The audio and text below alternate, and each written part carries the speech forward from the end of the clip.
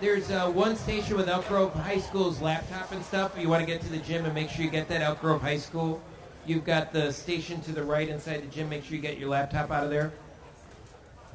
We'll get started in just a few minutes. We're just making sure all the students are out of the gym and they have all their belongings. So.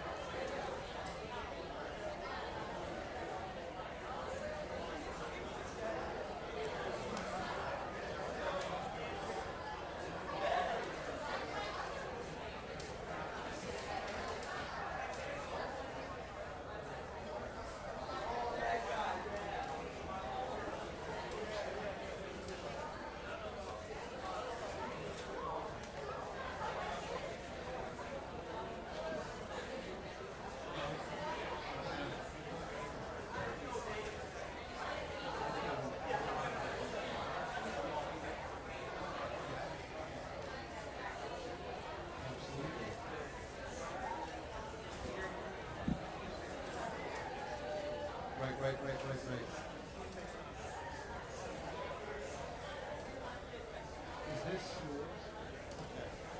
Do you need it? I just want to make sure you don't. That's fine. We'll keep it right here.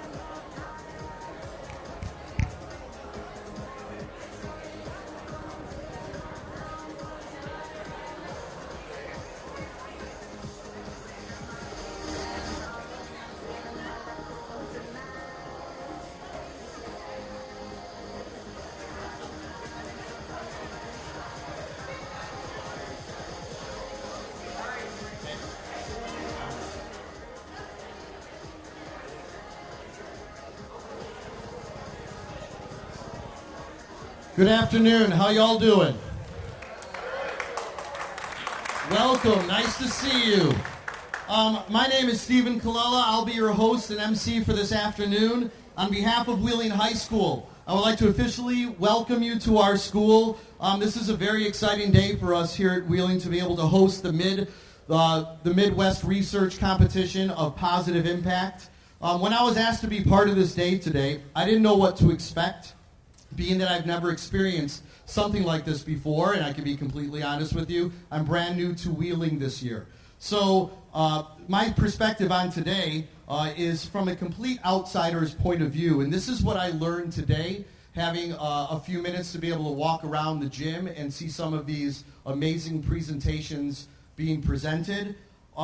You, students who are competing today, you are the promise and the bright future of our country.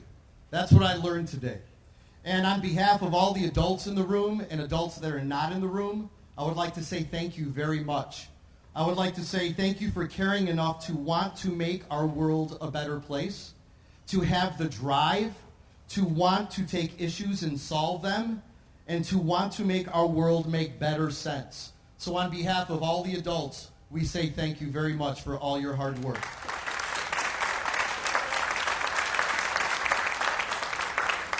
One of the biggest and best things you can do in your lifetime is to make or have an impact on somebody or something.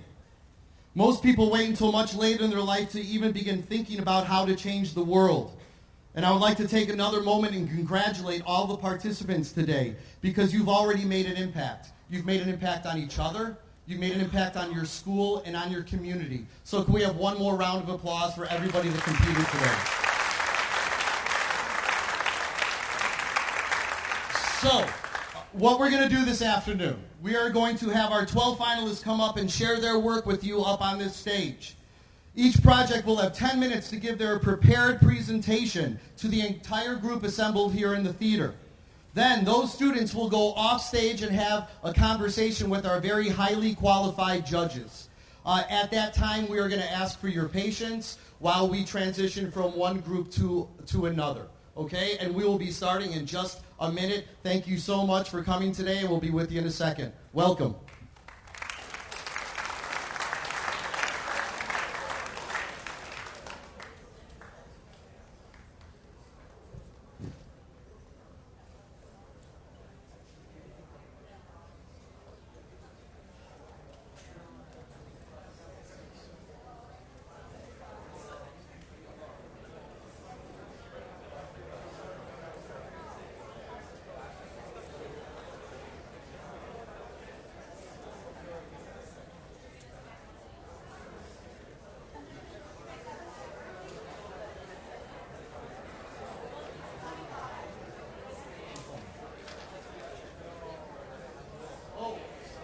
Absolutely.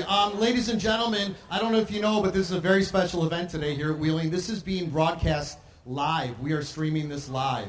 So people all over the world know what's going on here at Wheeling. All right, our first presenters. Our very, very first presenter is Division NGIC from Elk Grove High School, Alec Torek and Alma Rios. And go ahead, give him a hand. And on deck, you can come backstage and come up and prepare on deck. We will have Division ID from Stevenson High School, Buma Shikamur. Sorry, I'm just sorry.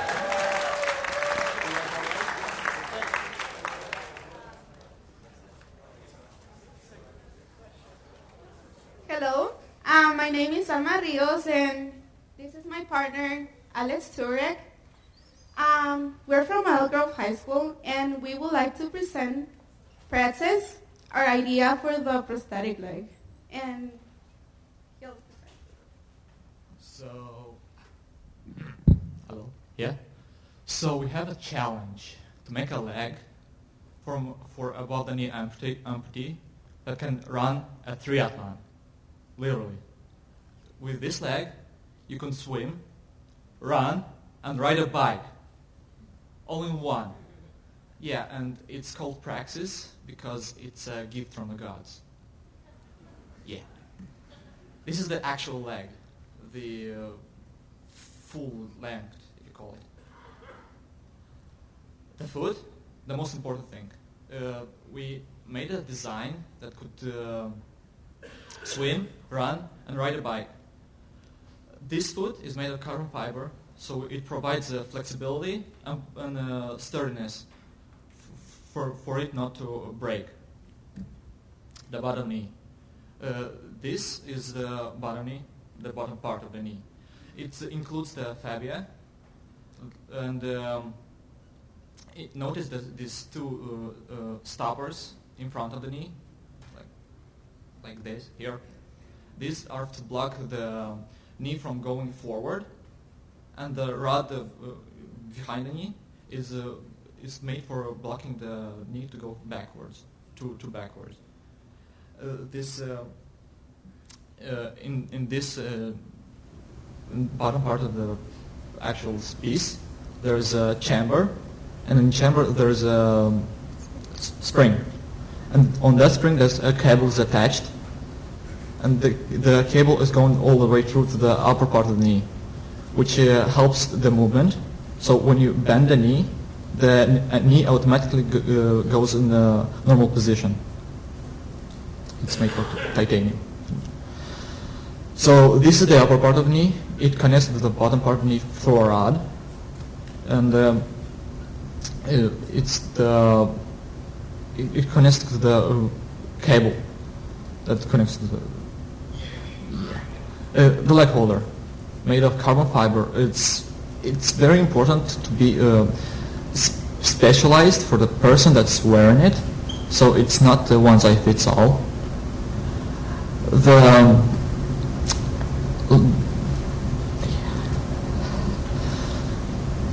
have some safety factors for the actual leg, and it actually can withstand 300 psi, but okay.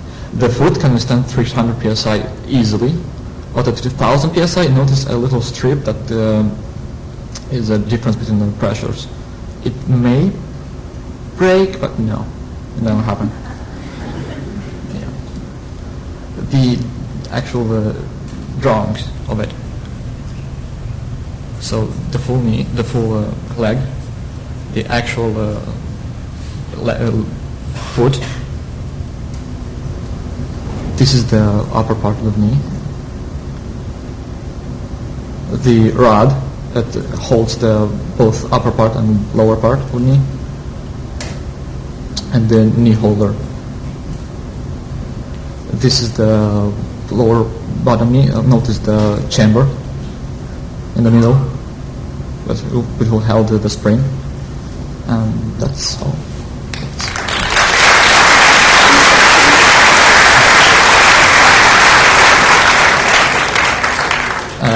questions? Anyone? Okay. So, questions? No? Oh. Okay.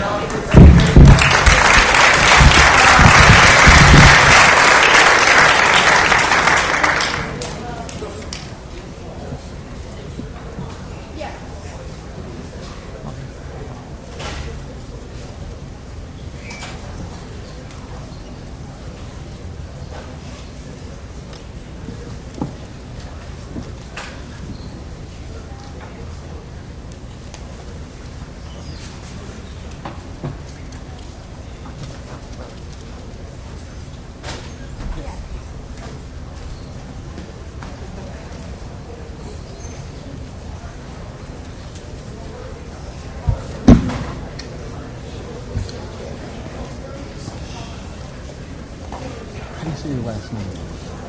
Say it again. Shivakumar.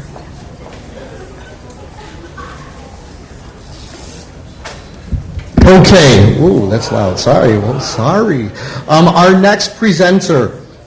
The next one on deck will be from Palatine High School. Fremd Samarapu, Elisa Serafino, and Jeff Liu. You are on deck. And our next presenter is from Stevenson High School, Bumar Shivakumar. Please give her a hand.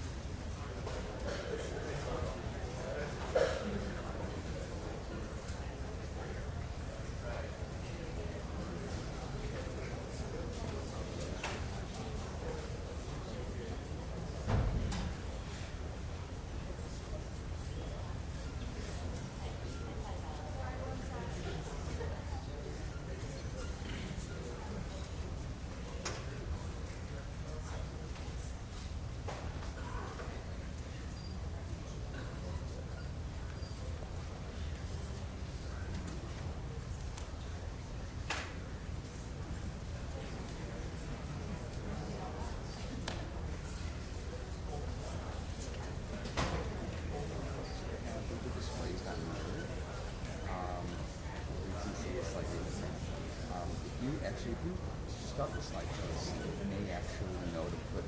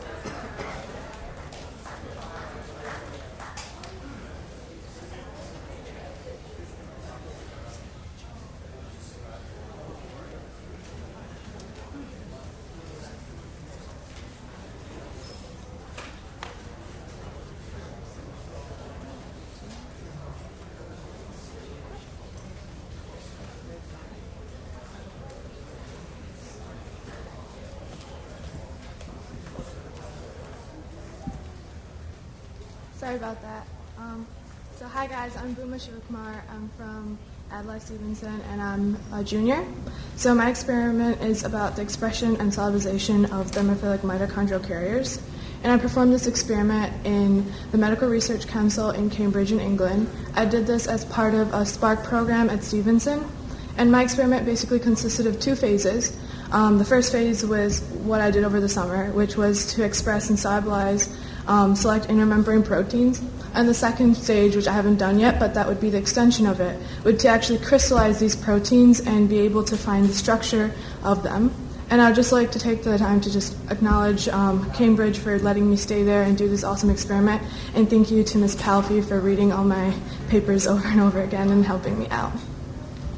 So the purpose of this experiment was to determine whether thermophilic mitochondrial transport proteins are expressed in the yeast species Saccharomyces cerevisiae. And the type of proteins that I used were from the inner membrane of the protein, and they were the phosphate carriers, the citric carrier, and the carnitine isocarnitine carriers.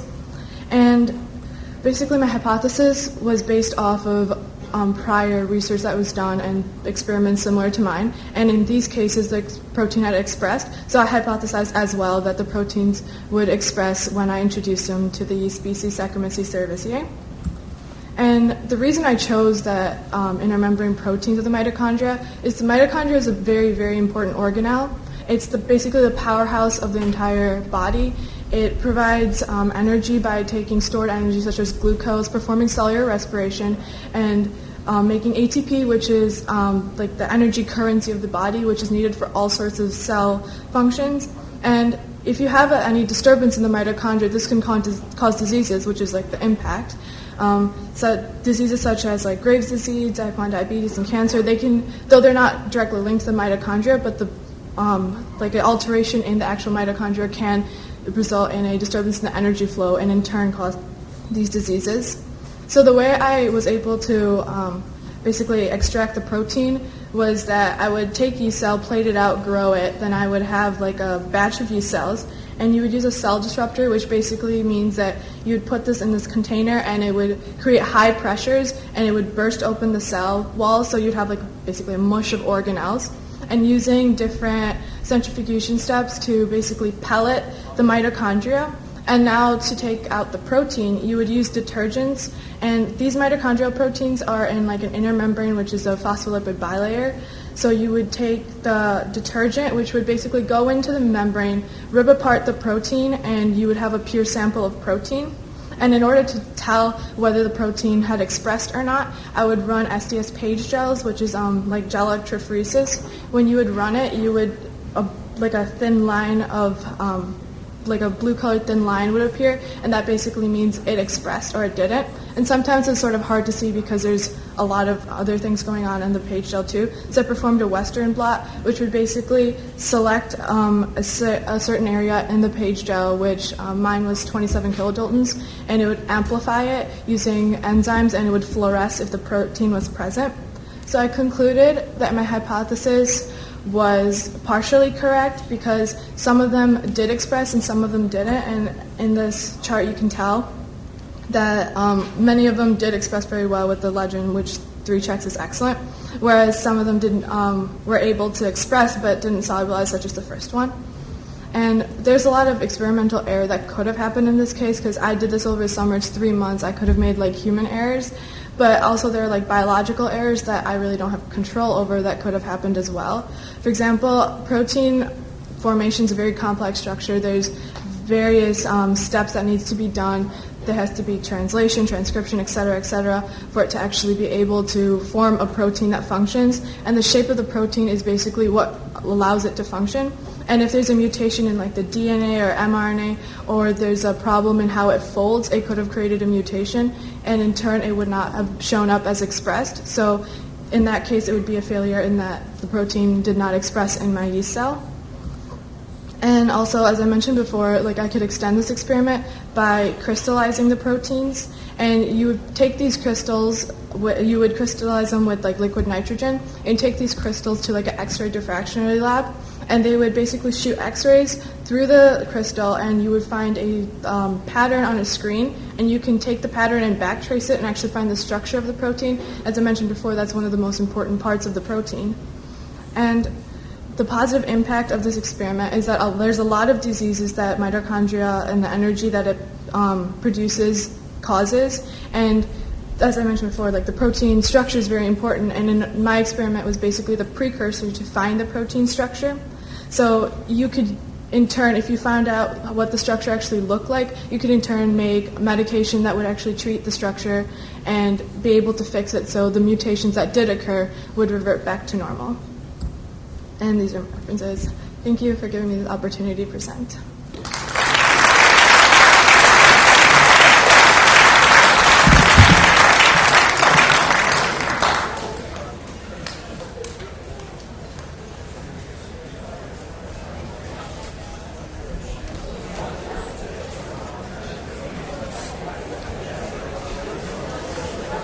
Okay, I forgot to mention to any of the finalists that are presenting today, down here in the front row, we have Miss Megan Knight. Could you wave your hand, please? She will be, yes, you can give her applause. She will be our timer, our official timer for today. You have your 10 minutes, and she'll be holding up a piece of paper to let you know 5 minutes, 3 minutes left, and so on. And if you're called on deck, could you please come on up here? We'll put you backstage for you to come out, okay? All right, moving right along. Our next on-deck presenter is from Oak Park and River Forest High School, Naren Chaudhry.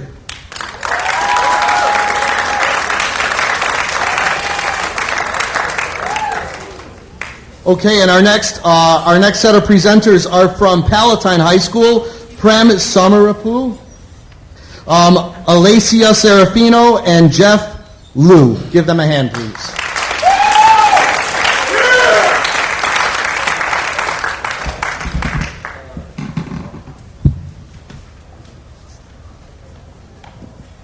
All right. Hi, I'm Jeff. I'm Prem. I'm Alacia. All right. Well, we're from Palatine High School, and our project is on the helmet that we were supposed to design. Okay. So for our design, we were looking at things that have been progressing over the last few years in football, and it's changed a lot. So it started off as this leather cap right here, and it's now a polycarbonate shell. It's a lot better than usual. So danger of on-field injuries still prevalent. So forget that. Well, our aim with this project was to design a helmet that would help reduce concussions and would help track concussions and help prevent them. So what a concussion is any jarring of the head, whether it be an object hitting your head, you hitting another object, or whiplash, is what causes a concussion. And a misconception is that concussions are actually a bruising of your brain hitting the inside of your skull, when in reality, concussion is going to be an imbalance of chemicals that causes symptoms like seizures, dizziness, memory loss, loss of consciousness. So depending on how your concussion is and how your body functions will show different symptoms. And the problem with concussions is that not everyone who receives a concussion will lose consciousness, so you don't necessarily know you have a concussion. And that's the problem that comes with trying to diagnose concussions. All right, so when we came together, we had a lot of ideas. Our top two ideas was, one was replacing the polycarbonate shell of the helmet with, we call it like collision clay. It's basically like a material that would when two helmets would come together, it would absorb the impact and it would decrease the the amount of force. And the other thing that we had was a chemical thing, which it would be a clear helmet, and we'd fill it with a certain chemical, and we would have capillary tubes. You might have seen this with glow sticks. When you pop a glow stick, it's actually a capillary tube that breaks, and it allows a chemical reaction to happen that actually makes the stick glow, and it would be similar to that, except the capillary tubes would break when with certain impacts, and that's how that worked. And we thought those were good ideas, but we saw potential failures in those. So we said we could do better than this, and we put those together, and we went to our final.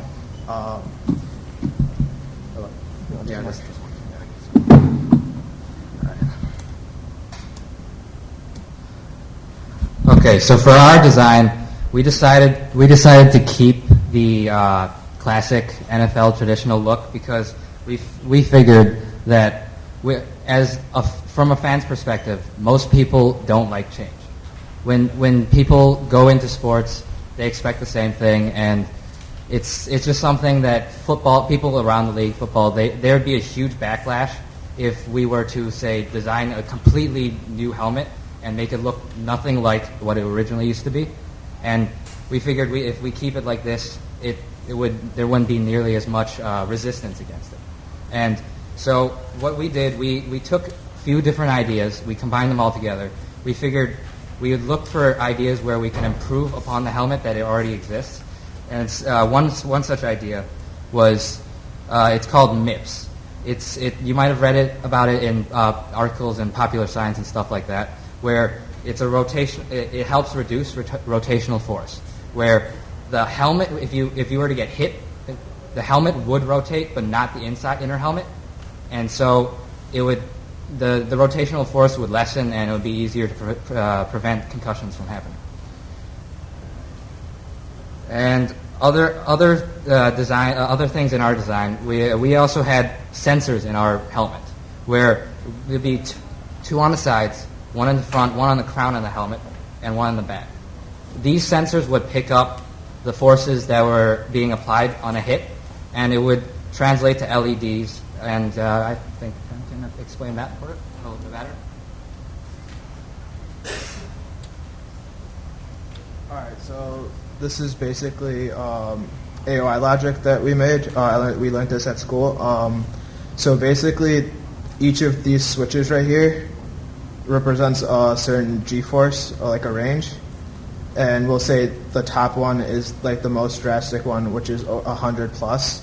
And that simulates into a red LED, which means, all right, this guy needs to get off. He's not playing anymore. He's done. Like, get him off the field.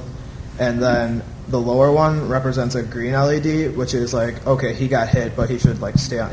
He's fine. Like, he can still play. And the other two is like, come off the field. We'll look at you. The medical staff needs to look at you, how you're doing right now. And that's basically what we do with the AOI logic. And to do this, we thought we would use Arduino, which is it's basically like a mini computer, you could say. And this is what it is. And basically, you would use Java coding to make the outputs from the accelerometers we would use in the sensors, and it would go in. They would use those outputs from the sensors into Arduino, and then they would put it would output into the LEDs. So that's important.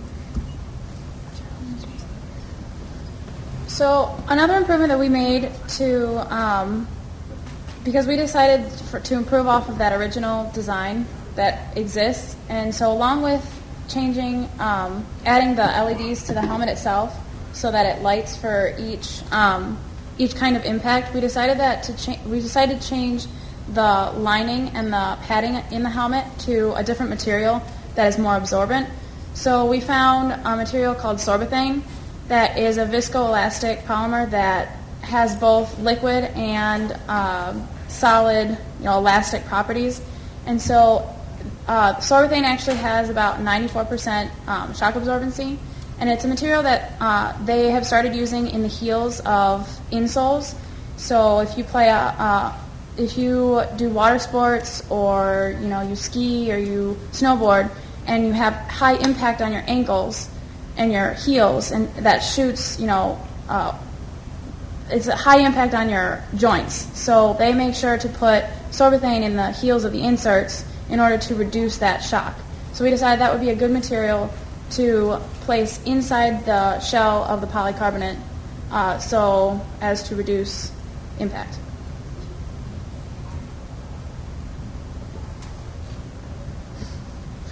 All right.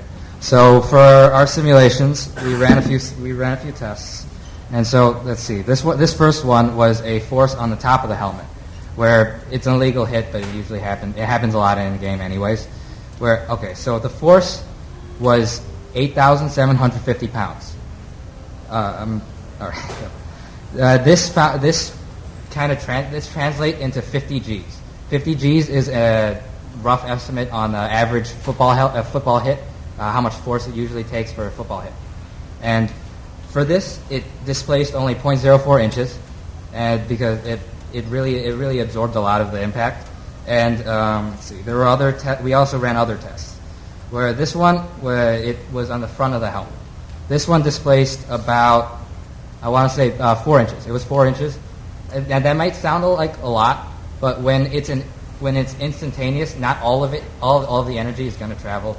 And most of it is going to be spread across not just the helmet, but also when you're moving, because you're moving back and everything's moving, and there's not going to be nearly as much energy.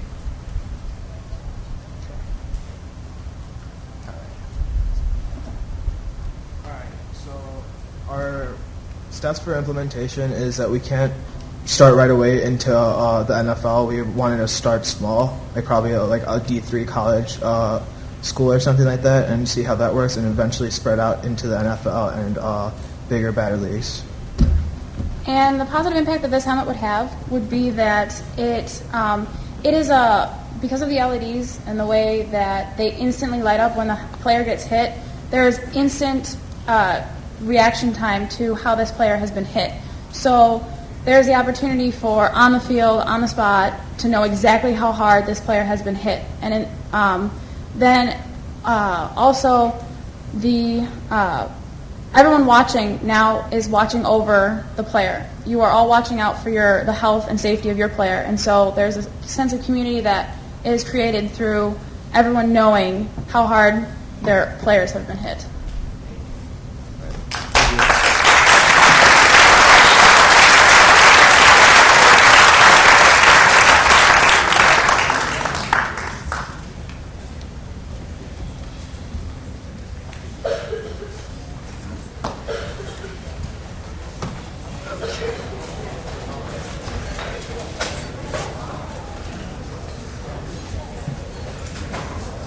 Okay, our next group of presenters are from Wheeling High School. We have Kat Dabrowski, Omar Hoya, and Cole Damier. If you guys could please come backstage. And our next presenter is from Oak Park and River Forest High School, Narain Chaudhry.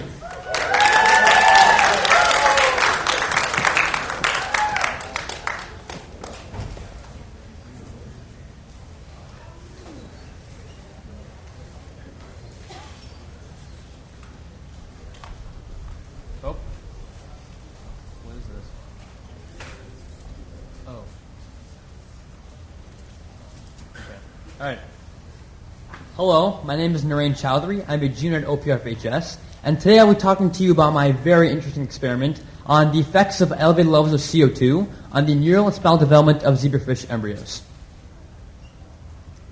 So, ever since I was a wee little munchkin, I loved playing in the sand and learning about the environment that I live in, because this world is a great place to live in. And it's the only place to live in, but, and life is a wondrous process, and I want to learn more about that.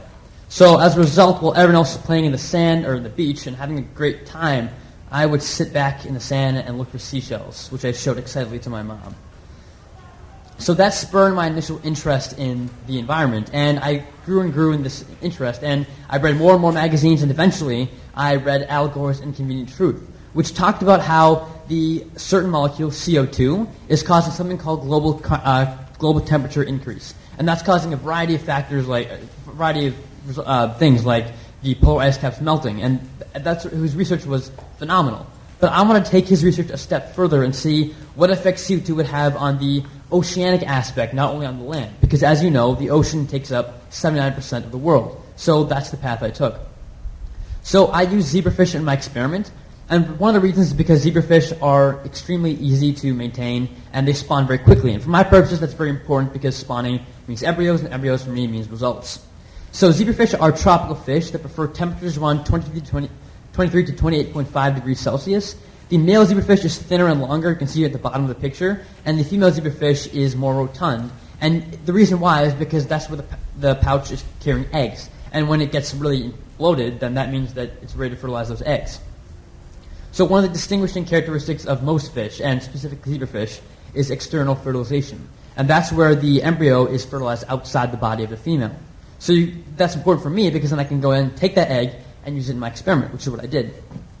So my experimental hypothesis was that if I increase the levels of CO2, then the neural and spinal areas of the embryos will not develop properly because certain enzymes responsible for those development areas will denature. And my null hypothesis stated that if I do increase levels of CO2 for embryos, then nothing will happen. So my variables, my independent variable was the level of CO2 exposure. My dependent variable was the size of the head of the embryo after exposure. My zebrafish was zebrafish with embryos with no exposure to CO2. And my constants were cleanliness of water, disturbance frequency, light exposure. And disturbance frequency refers to the fact that I have to add water every time the water evaporated. So here you can see that my fish are thriving in my beautiful fish tank and with tons of decorations. There's no decorations, but anyway, so okay, last. Okay. So the zebrafish, they're actually the marbles at the bottom. You can see at the top picture. Actually help me because the zebrafish will eat their own embryos. So I have to put the marble bed there so that they don't eat their own embryos, and then I can take it out with a pipette. You can see there's cardboard boxes around the tank, and that tells me. That's important for me because then I can control the light exposure on the zebrafish, and that's important because that allows me to control the spawning of the embryos, which I'll explain in further detail. So my first part of procedure, I made CO2. Getting CO2 through other methods is much more difficult, so I added vinegar and baking soda and got relatively 30 milliliters of CO2. Then I set up my standard fish tank, and it's a standard fish tank with normal everything except for the lights. The lights I used, as I'll explain, because lights help me spawn the embryos. The embryo arrival. So I had 6 female zebrafish and 3 male zebrafish. That's the correct ratio you need, 2 to 1 or female to male. I had 14 hours of light and then 10 hours of dark. And at the end of that cycle for a week, the embryo should appear at the bottom of the tank. So once I had my embryos, I then put them in this setup right here. You can see the control group, the 30 ml group, which is with 30 ml of CO2, and the 60 milliliter group with 60 ml of CO2. And I measured the size of the head at fertilization, at 24 hours, and then at 48 hours. To get a measurement of the size of the head, I had to put an embryo in the petri dish and then put it under a microscope, put a camera on the top, and then click, and the picture comes up on the computer. And then I can then use a software called Modic imaging software to get an accurate size of the head and observations of the spine. So once I did all that, I put it in this beautiful, concise data table. So I had to make it concise because my raw data is very, very large. So here you can see the average change in head size was from 30 ml group was decreased. And it should be increasing because it's a developing embryo, right? It should turn into a fish. But it decreased, and that's very bad for the embryo. And it happened in even greater significance in the 60 ml group. It decreased by almost 33%. And this is just bad for the fish. This is really, really bad. The standard deviation and standard error for both 30 and 60 ml groups were very good. They all decrease, which theoretically means that at a certain point, all embryos will show the same size of the head, but that will never happen because embryos will never fertilize, will never develop for that long, only 72 hours. So here's a graphical representation of my data, and here's where you can really see that the increase in CO2 does cause a decrease in the size of the head. And here you can see that the control group shown in purple is increasing, but in the red line, the 30 ml group, it decreased, and the orange line, which is the 60 ml group, it decreased even more. So you can see these R-squared values in the graph, and that shows basically the correlation between the independent and dependent variable. And the closer to 1 they are, the better the correlation is. And they're very close to 1, which indicates that my correlation was very good, and my data is significant. So from these two facts, the fact that it decreased, the size of the head, and the fact that my correlation is very high, I can say that an increase in CO2 does cause a decrease in neural and spinal development, and my null hypothesis can be rejected. So here are just 2 examples I picked out from my array of pictures. you can see the control group has a clearly defined blastodisc, which you can't, it's hard to see, but on the right side of the control group, you can see that there's a lunar type shape, and that's called the blastodisc. And that's a collection of cells that begins organogenesis after a certain amount of time has passed. You can see on the right side that the blastodisc is not even present, and possibly this embryo is going to die, and it eventually did die. It didn't go past 24 hours. So you can further see that, so this is, what thing I want to point to you is that this is only at 6 minutes. So at 6 minutes past fertilization, there's already this big of a difference. Imagine what kind of difference it would have after 13 hours. Oh, at 13 hours. So 13 hours is the segmentation period. And this refers to the fact that the spine splits up into little bone pieces. So you can see on the left side, the embryo spine is developing properly. Normally, it's segmented into a spine. But on the right side, the spine is not even, you can't really see it. It's just this black thing at the bottom. So, and furthermore, the neuromere, which is the oval shape which is the head, basically, you can see that it has a nice oval shape and it's not overlapping anything. But on the right side, you can see the 60-ML group, that the neuromere is actually being overlapped by the membrane. And one thing I'll discuss further is why this is happening in the 60-ML group is because the corpus callosum is not present in that embryo, because enzymes responsible for it were not there, and I'll explain that in a minute. So what happened? Well, in addition, if H2O and CO2 causes something called carbonic acid, which is the middle compound you can there in the equation. And that compound actually decreases the pH of any environment. So what's pH? Well, pH is a measure of acidity. And the lower the pH you are, the more acidic you are. So basically, I was adding carbonic acid, and that built up, and then eventually the pH decreased to an extent that these things called proteins denatured. So what are proteins? Proteins are these molecules that actually allow for functioning. And without these there's two enzymes that I want to point to, which are HAT, which is at the top, and NTA, which is at the bottom. NTA has been known for spinal development, as shown by a study done at Winslow in 2006. You can see that the spine is not developing, and I'm thinking that's why the spine didn't develop, because NTA was not present. So histone acetylation is done by HAT. And this, you can see here that DNA is wrapped around histone proteins in the form of chromatin. And when you acetylate those histone proteins, it separates so that you can then make proteins. And without this molecule, HAT, then the RNA polymerase molecule, which helps make proteins, does not attach to the DNA molecule, and therefore proteins aren't being made. On the right side just shows that the molecule is going to make normal proteins. So basically, I want to bring you back to this example. Proteins are not being made at all. And that's why you can see the corpus callosum didn't develop properly. And on the right side, you can see a video done by the European Molecular Biology Lab of a corpus callosum developing in the embryo. And if you look carefully, you can see that the corpus callosum develops, and on the left side, you can see, hard to see, but you can see the corpus callosum is not present.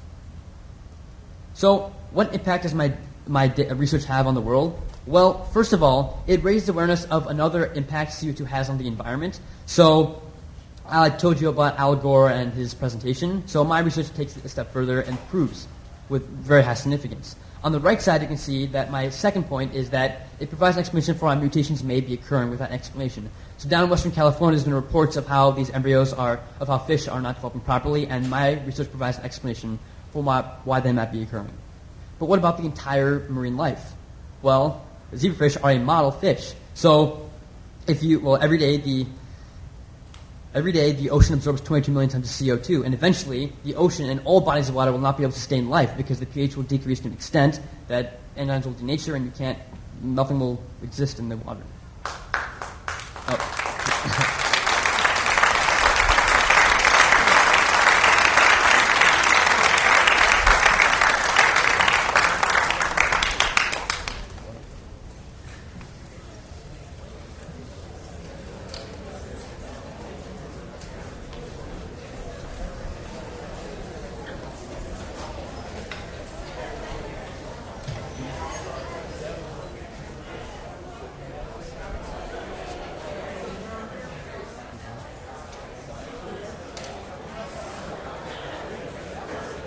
Okay, our next presenter on deck is from Oak Park and River Forest High School, Rosemary Huggins.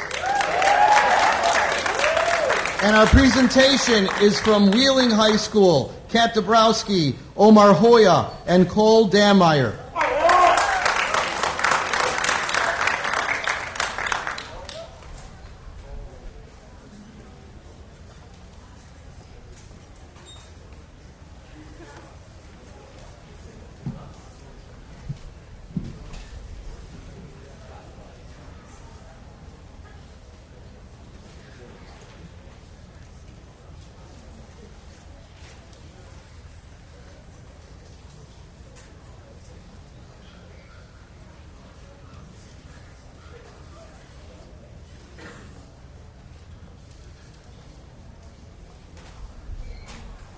technical difficulties.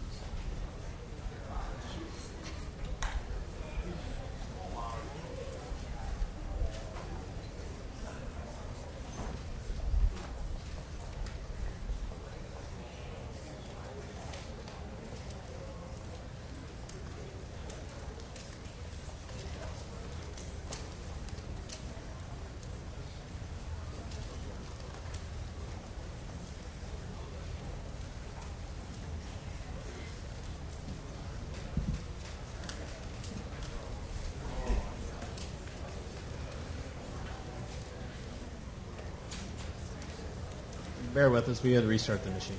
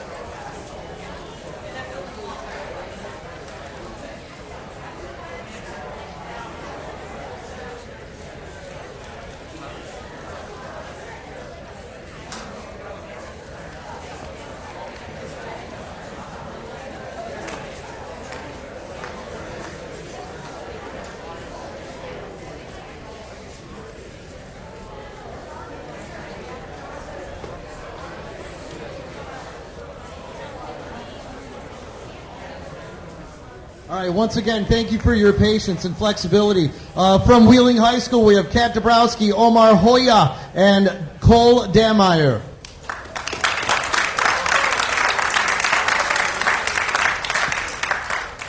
Hello, everybody.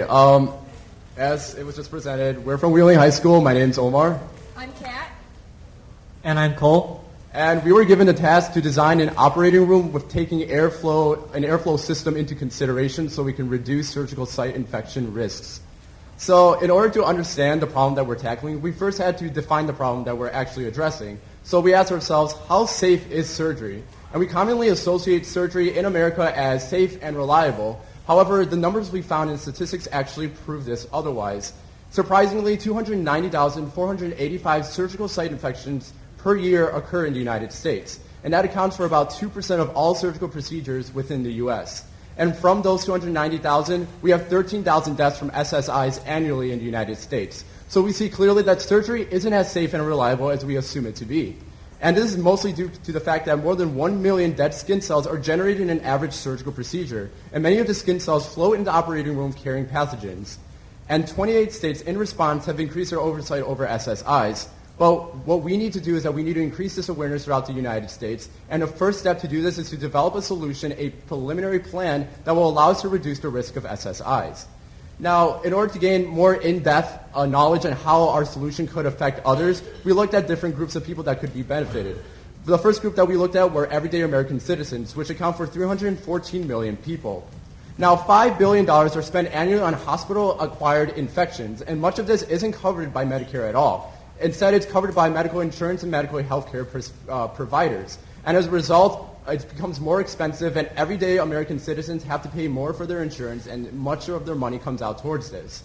And we ideally vision that if we develop a plan for the United States, then we can develop it and increase it so it can create a world perspective and a world development in healthcare quality. Because about 234.2 million major surgical procedures occurred worldwide in 2008, so we can assume that many occur annually. And as you can see, we could potentially affect millions, if not billions of people with a more elaborate healthcare quality system with our airflow and operating rooms. And as well, we could also benefit healthcare providers and hospitals within the United States. So in order to develop our solution, we kind of had to look at what's currently being done and gain inspiration from that. So we saw that requirements for airflow conditions is regulated by the ASHRAE standard. However, the problem with this is that it does not address air contaminant levels, and therefore we took this matter into our own hands by developing our own solution. And in order to do this, we looked at advancements in design and technology that healthcare providers have done today, such as efficient filtering systems, stringent laminar airflow systems, and operation room design considerations, which we'll cover in the following slides. So in order to come to our solution, we followed the engineering design process.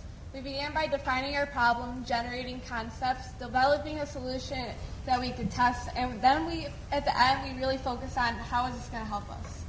So our task was to design the air delivery layout for an operating room. And while it's unrealistic to completely eliminate all the risk of infection, it's very possible for us to minimize that. So the following are limitations that we were given on our own room. The next step of what we did was we got some research and we talked to some industry partners. These are some of the industry partners that we talked to.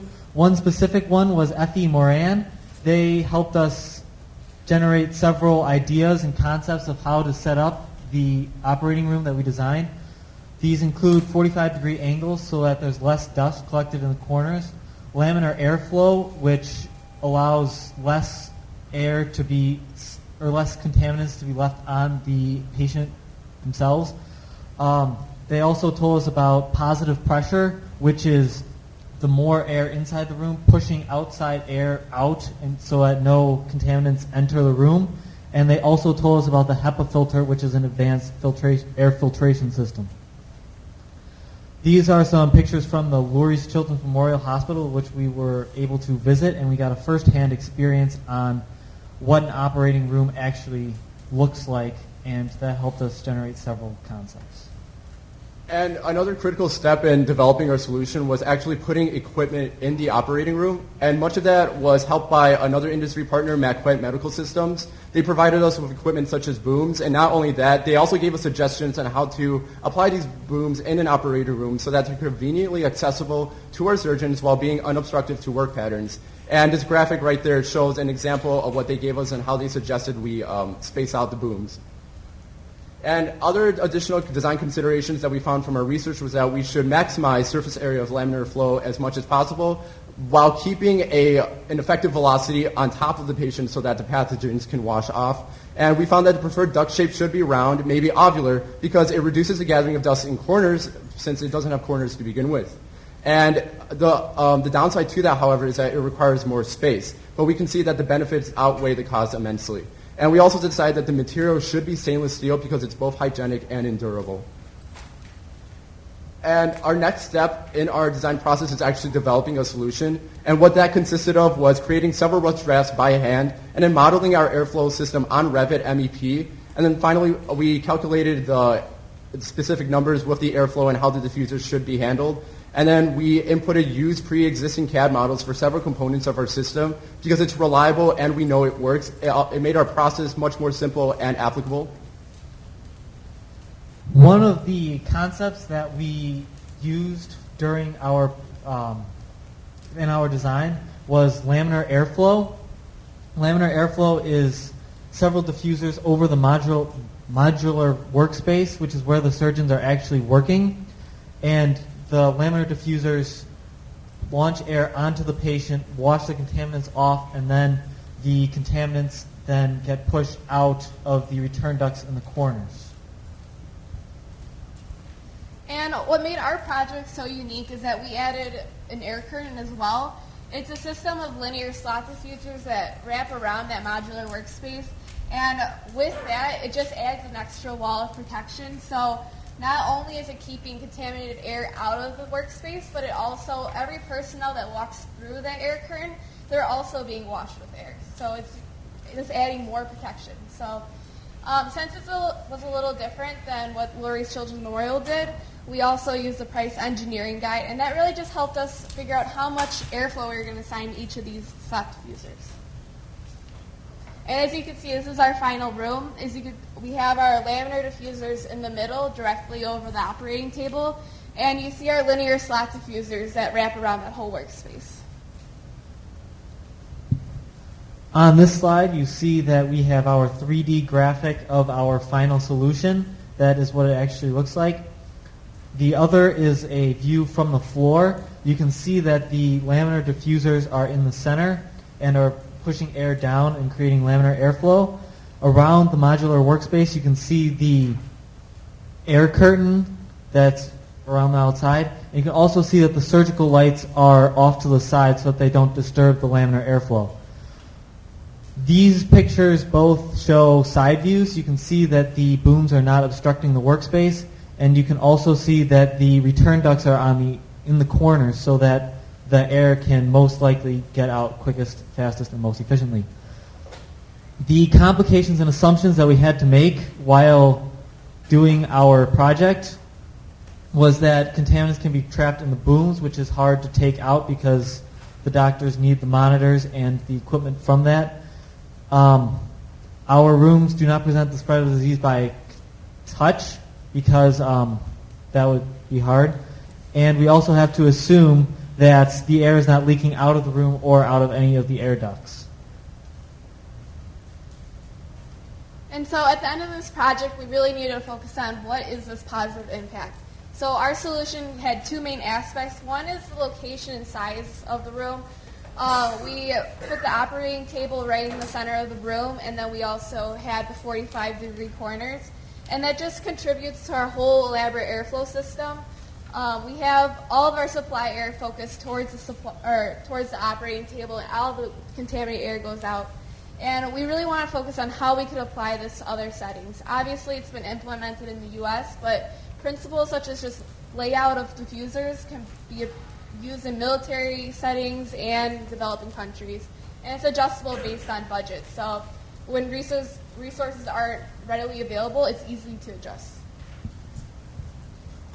And the concept that we really wanted to bring back home with our whole design process and our solution is that our solution is very adaptable and very applicable to a variety of environments, as Kat just mentioned. And what we really wanted to address is how it reduces the amount of surgical and site infections, which as a result, over the long run, minimizes the amount of money spent by Americans and increases the healthcare quality for all settings because it's based on principles that can be applied in any setting.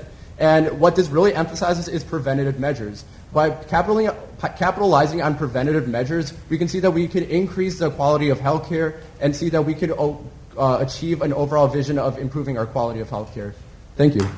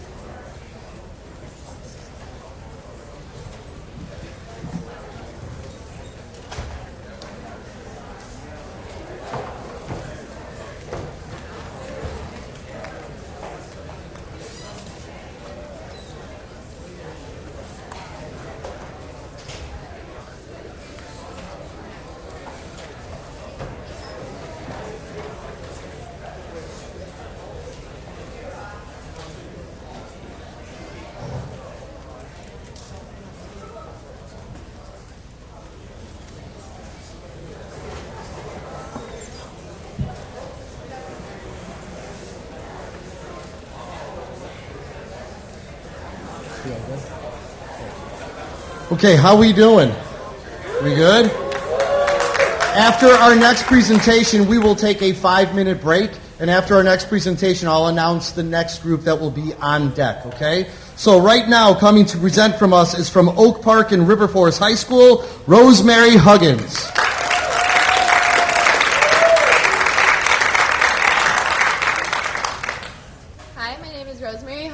I'm a senior at Oak Park and River Forest High School, and the title of my experiment is The Effects of Ptylocollus spiculaphera extract on the growth of Pseudomonas fluorescens bacteria and the growth and adhesion of the bacteria in industrial biofouling.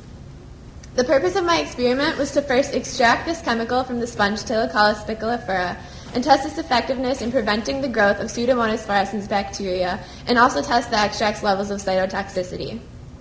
Some background information on sponges is that they are sessile organisms, meaning they don't move around. So to gain nutrients, they filter the ocean water through their porous structure. To repel unwanted organisms in the water, they produce these chemical compounds called secondary metabolites. Some background information on biofilms is that they are communities of bacteria that are protected by an extracellular matrix. This extracellular matrix protects them from harm and makes them greatly more resistant to attack. And biofilms affect many aspects of life, including the marine industry, in which they often form on underwater pipes and ship hulls. The sticky surface of biofilms allows other organisms, such as barnacles, to adhere to them and degrade the metal surfaces they attach to in a process called biofouling. Biofilms are also prevalent in medicine because biofilms account for 2/3 of bacterial infections. Some common forms of biofilms in medicine are the infection of urinary catheters, endocarditis, middle ear infections, and infections in patients with surgical implants, such as those with replacement heart valves and replacement joints. So why should we decrease biofilms? A decrease in biofilms would mean a decrease in cost and an increase in efficiency for the marine industry, and also healthier teeth, because plaque is a form of biofilm that forms on our teeth, and safer surgical practices, as well as durable surgical implants. So the design of my experiment was to first extract this chemical from the sponge Ptylocollus spiculaphera and test its effectiveness in preventing the bacterial growth of Pseudomonas fluorescens on both solid and liquid sterile nutrient agar, and also analyze the bacterial growth. My experimental hypothesis was that if the Pseudomonas fluorescens bacteria was exposed to the Ptylocollus spiculaphera extract, then the formation of bacterial biofilms would be reduced without causing high levels of cytotoxicity to the bacteria, because that is the concentration that the sponge extract is present at in nature. My null hypothesis was that if the Pseudomonas fluorescens bacteria was exposed to the Ptylocollus spiculaphera extract, then there would be no drastic decrease in bacterial growth, because there is no correlation between the sponge extract and the bacterial growth. My independent variable for my experiment was the type of substance I added, which was either the sponge extract, bleach, because it's a known cytotoxic substance, and my control, which was adding nothing. My dependent variable was the growth and survival of the Pseudomonas fluorescens bacteria, which I measured as the rate of regrowth on new agar and the percent regrowth on new agar and the rate of growth in colonies per hour. My constants included the scientist who performed the experiment, which was me, the procedure I followed, and the sponge I took my samples from.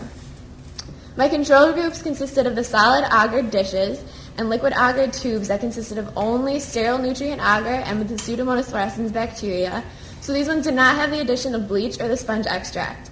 I used 30 trials for the solid agar test and 20 trials for the liquid agar test. For the experimental groups, I used the same number of trials, but I added either the sponge extract or bleach to these trials. The materials I used to extract the sponge secondary metabolites included my sponge, 99% methanol, 99% dichloromethane, a centrifuge, and capped centrifuge tubes. So first, I removed my sponge from the aquarium, and then I cut the sponge up into small discs using sterile scissors and placed these discs into a beaker with the methanol and dichloromethane. I then placed this into the capped tubes and ran a centrifuge for 25 minutes. I then removed the supernatant from each tube, leaving the solid at the bottom undisturbed, until I achieved enough sponge extract to continue with my experiment. For the bacterial assay, I used the Pseudomonas fluorescens bacteria, both solid and liquid sterile nutrient agar, Petri dishes, capped tubes, and a UV light to observe bacterial growth because my bacteria fluoresces. The procedure I followed for the solid agar test include first preparing 15 Petri dishes with the sterile nutrient agar and streaking the dishes with the Pseudomonas fluorescens bacteria. I then covered 30 paper discs with sponge extract, 30 with bleach, and left 30 blank for the control and placed these onto the proper dishes. For the liquid agar test, I prepared 60 capped tubes with 0.03 milliliters of bacteria and liquid agar.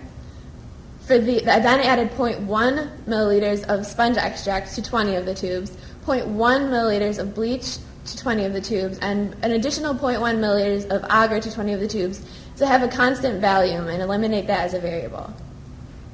For the bacterial count, I prepared 3 new Petri dishes with just enough liquid agar to cover the bottom of each dish. I then removed a small amount of the liquid agar sample from each of the liquid agar tubes and placed this onto a new paper disc and placed these discs onto the dishes. I then brought the dishes to a dark room and used the UV light to observe bacterial growth. The data I collected for the solid agar test was not what I expected because there was only Pseudomonas fluorescens bacterial growth on one of the control dishes. Several of the other dishes had bacterial growth, but it was not Pseudomonas fluorescens. I did notice, however, that the sponge sample became slimy and gooey on each of the discs, and that there were 1 to 2 millimeter zones of inhibition around each of these discs. For the liquid agar test, I observed an average of 17% regrowth on the sponge extract groups, an average of 8% regrowth for the bleach, and an average of 60% regrowth for the control. As you can see on this graph, the sponge and the bleach groups exhibited similar patterns of regrowth, indicating that the sponge sample is most likely cytotoxic. The rate of regrowth I observed was an average of 0.2 colonies per hour for the sponge extract, 0.15 colonies per hour for the bleach, and 0.35 colonies per hour for the control. My statistical analysis test was the ANOVA test, which is the analysis of variance. It measures the variation between and within groups. I achieved an F value of 2.54, but the F critical value was 3.89, so I could not reject my null hypothesis. However, the positive impact of this experiment is that an estimated $6.5 billion could be saved to the marine industry, according to Ganaparaya et al., if the prevention of biofilms prevented organisms from also adhering to these ships. It would mean a reduction in the time it takes to travel by water because there would be less resistance on these ship hulls, which means faster speeds. In conclusion, I cannot reject my null hypothesis. However, the data did indicate that the sponge extract may have some anti-biofilm properties. However, it's not statistically significant. Further research may show the ability of the Psilocolla spicula extract to prevent biofilms in the field of medicine, in which the survival of bacteria is not ideal. In my acknowledgments, I would like to highlight Mr. Brian Murphy, who aided me in answering many questions throughout my research. And these are 30 references I used to write a 40-page research paper this year. Thank you.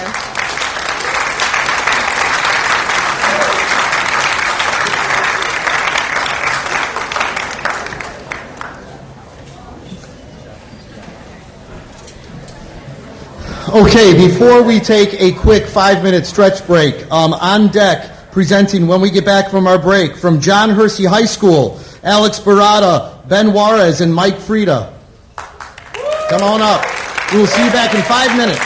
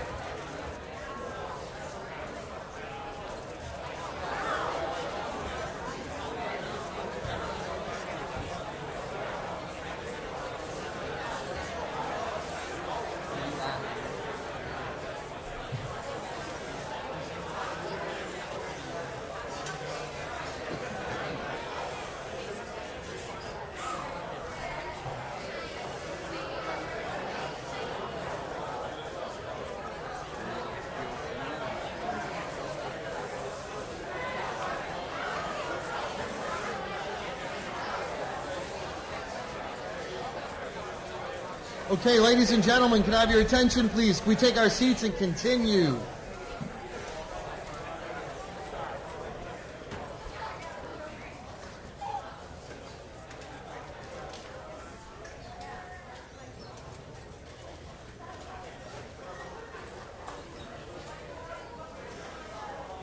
Okay, our next presenters that are on deck, right over here, please. From Oak Park and River Forest High School, Matthew Hennings.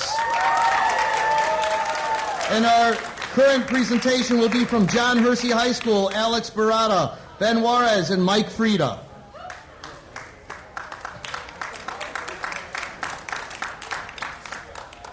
Hello, I'm Alex, this is Mike, and this is Ben, and we designed a sprinter's prosthetic leg for above-the-knee amputees. And so the leg we designed, the first challenges that we ran into is because the project, the stipulations were you weren't allowed to use any computers or hydraulics.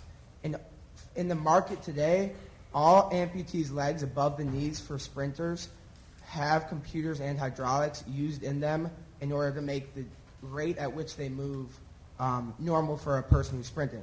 And so that's the biggest problem we ran into. And our goal by the end of this was to create a leg without hydraulics or computers in order to make it more cost effective and still be efficient at its job. And so the first thing we did was do a lot of research on the internet and talk to a lot of doctors, and they gave us plenty of insight and ideas on how to obtain this efficiency out of a leg without mechanics. And this leg that we're about to show you is our final product. And so this is the first part. So the first part of the prosthetic is the socket, which attaches to the amputee's stump. And this socket is made out of carbon fiber, and we tested it, and carbon fiber turned out to be the best solution to give a durable yet strong socket for the prosthetic stump. Also inside of that goes a silicone wrap that wraps around the amputee's stump to give cushioning and comfort to the prosthetic stump. Then at the bottom of this socket is a steel female end, or male end to attach to the prosthetic knee. So to me personally, this part was one of our favorite parts because throughout the foot and when we did research it, there was a lot of this design was broad. There was a lot of designs such as Nike and Osiris. They had this type of design. It's a seat-shaped type of design. And what this would do is this would spring the individual forward. What we did not want when it did spring forward to decelerate or stabilize. So there was also shapes that once it did a C shape, it split into two parts, sort of like an X shape. And then this would stabilize or even decelerate the individual. So what we wanted to do is throughout this design, we wanted to have this individual go forward, and we made this it's around 10.5 inches tall, and we made this through material as a carbon fiber. We all agreed it's carbon fiber because it's durable, it's the most flexible, and it's very lightweight. There are a lot of soccer shoes and even football shoes that the outsole they use. This is made out of the material that is made out of is carbon fiber for the many reasons, again, because it's flexible, it's lightweight, and it's very durable. Okay, and the final part is essentially everything between the foot at the bottom and the attachment up at the top of the thigh. It's the structure of the whole knee, or of the whole leg. The first part is the knee joint. As you can see at the top left and top right of the screen, those are the two separate parts that come together at an axle, the two parts of the knee. And so those come together, but we didn't want metal just hitting metal because that allows a lot of force going right to the person's leg. So we added these two buffers. Oh, sorry. Hang on. Sorry. All right, we added these two buffers, one at the bottom of the left and one at the bottom right, and each of those attached to the top of the two parts of the knee. Those are made of rubber silicone, and a rubber silicone has a high compression rate, which allows it to absorb a lot of force as the athlete puts his foot into the ground for the sprint. In the middle of the screen, you can see the final assembly of the knee and how it would be put together. If you bend them together to be a straight leg, the two rubber silicone pieces meet together and absorb the impact. The second and maybe the most important part of the knee is the frictioner. And what we found with the biggest problem without having hydraulics or a computer is the speed at which the leg swings for the runner. And since everyone runs at a different rate, we needed it to be adjustable, but yet still cause enough friction on the knee that it didn't swing fast enough that it would come back and hit you in the butt, or too fast that you can't get your foot down fast enough and you would fall over. So what we came up with is with this piece right here. It slides into the back of the lower part of the knee.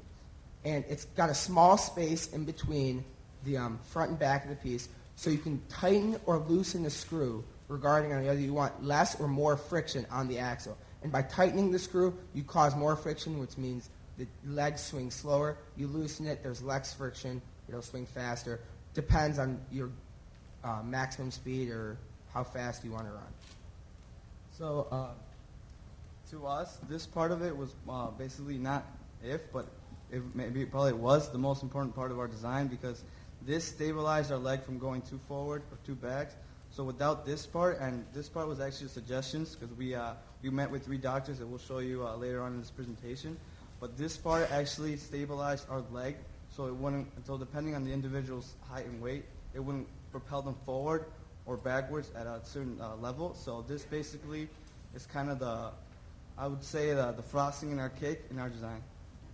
And this piece, as well as the rest of the knee, is made of titanium because it's not only very strong, but also very lightweight. And that was something we were going for in the leg, because a sprinter is all about being light, and you can't have a heavy steel leg that you're trying to swing as fast as your other regular leg. So that titanium was a very good material for the project.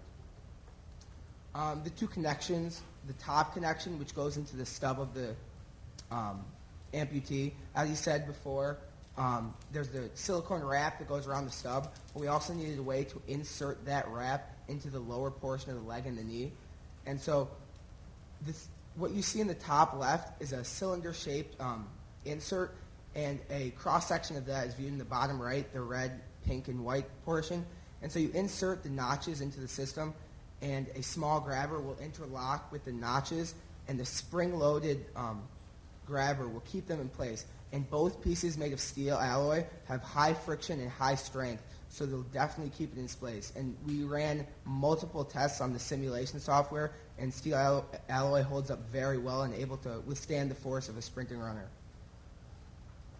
The bottom portion, which is just attaching the lower part of the knee to the foot, is simply done by having a steel bolt up through the middle and then 2 smaller ones on either side to stabilize it, to cause it not to turn or fall off or anything. Our results in conclusion. Our initial goals were definitely accomplished. What you see as a final product is a cost-efficient sprinter's leg that doesn't take advantage of hydraulics or computers, yet does its job efficiently and costs only a couple $100 rather than a couple thousands. It's cost efficient. The materials we've used in it are the best materials we could use without going overboard on the price, and also good enough to get the job done. And it also fits virtually every amputee. The silicone wrapping for the stump of the amputee is efficient in that it can roll over any size stump, and so it's effective for almost anyone. And it's essentially the ideal product for what we were looking for at the beginning of this project. Our results ended up being very positive. We gained overall knowledge in this field of prosthetics, as well as experience with the software and talking to doctors and researching information. And we'd just like to have acknowledgments for these 3 doctors, Dr. Thomas C. Tingle, Dr. Richard Tuttle, Dr. Swartz, our supervisor, Mr. Wiederzag, the Intel Corporation, Autodesk, HP, NCMS, and Wheeling High School for this opportunity. Thank you.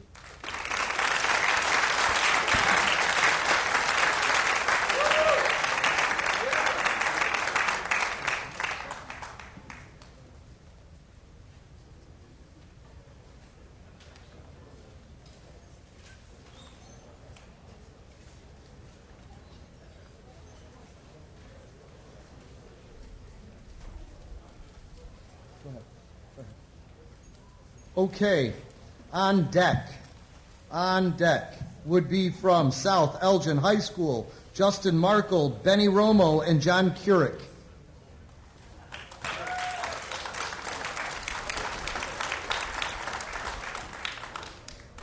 And our next presentation is from Oak Park River Forest High School, Matthew Hennings.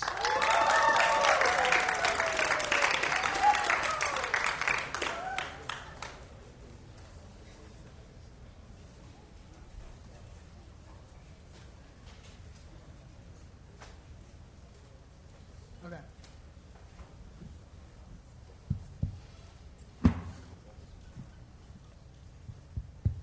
All right. Good afternoon. My name is Matthew Hennings from Oak Park and River Forest High School, and I have something really cool to share with you guys today. For the past year, I've been working on the foundational research behind the invention of WebAid, which is made out of the spiderweb silk and the HTCS drug. So we've all used antibiotics before to treat bacterial infections, and an example of a antibiotic we've used is Neosporin. But the problem with antibiotics is that they're becoming less and less effective because we're overusing antibiotics. And a classic example of a bacterium that is antibiotic resistant is MRSA, or methicillin-resistant Staphylococcus aureus, and is resistant to most kinds of antibiotics that are used to treat it. This makes it incredibly hard to cure. A couple years ago, my grandfather acquired MRSA while he was in the hospital, and this led me to ask the question, how do you treat a bacterial infection like MRSA? So last year, I spent the whole year developing a novel drug called the HTCS drug, which is based off the hypothalocyanate system, which is commonly found in plants. This year, I wanted to know how you can take this HTCS drug and apply it in open wounds like skin ulcers, which affect a vast amount of the population, like diabetics and people who can't move. So the purpose of my experiment was to propose a novel, natural, antimicrobial biomaterial containing antimicrobial peptides from spiderwebs laced with hypothalocyanate to be used in the treatment of chronic wound infections with multi-drug resistant bacteria. And my experimental hypothesis was if the combination of the spiderwebs and the HTCS drug is an effective antimicrobial biomaterial, then there will be a statistically significant decrease in the amount of bacteria over time because the spiderwebs and the HTCS drug immediately kill bacteria and prevent long-term growth of new bacteria. My null hypothesis basically said that there would be no difference between the experimental and control groups. The independent variable is the treatment given to the bacteria. So as you can see here, there is a lot of petri dishes, and those are all my treatments. So I use different antibiotics, the HTCS drug alone, and the WebAid, which is a combination of the HTCS drug and spiderwebs. And my dependent variable was the amount of bacterial growth, which was measured in the percent transmittance of light. So how that actually works is you have a spectrophotometer, which is that box, and you set it to a desired wavelength, and you have a cuvette that you fill with the bacteria from your petri dish. And you measure the amount of light that passes through the cuvette. So the higher the number on the spectrophotometer, the more effective the treatment is because there's less bacteria. I also use the zone of inhibition test. So you have a disc on the center of your petri dish, shown in the yellow, and you measure the clear area around that disc, and the larger that area, the more effective the treatment is. So as I said before, I used spiderwebs, and they have these things called antimicrobial peptides, or AMPs.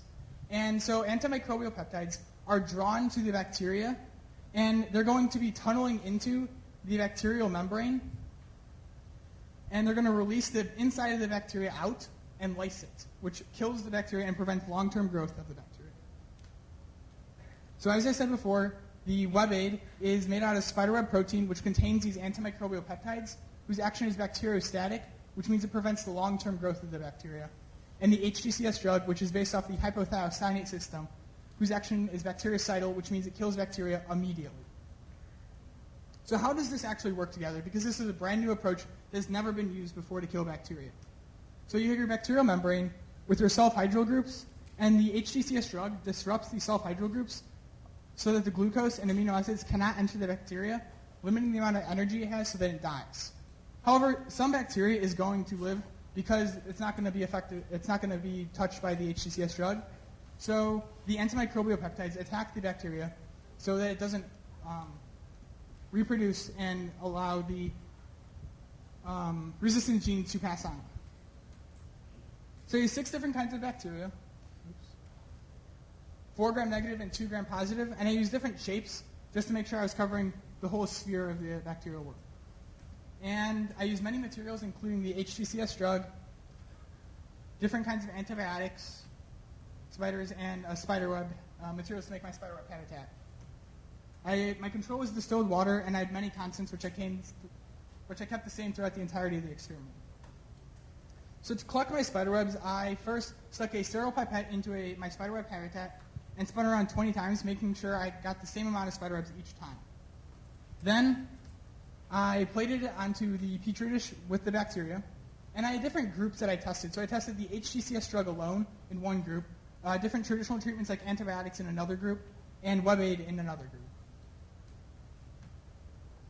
For my percent transmittance to light, after 24 hours, all you need to look at is the 2 yellow columns, and specifically the cells circled in red. So after 24 hours, the WebAid and the HTCS drug both killed 99.3% of the bacteria, which is better than any of the other antibiotics. But after 72 hours, this is where it actually gets really interesting, because the only difference between the HTCS drug and the WebAid is that the WebAid has the spiderwebs, which contain the antimicrobial peptides. So you can really see the effect of these antimicrobial peptides here. So after 72 hours, the WebAid killed 99.83% of the bacteria, and the HTCS drug killed 91.33% of the bacteria. And both of these are still better than common antibiotics.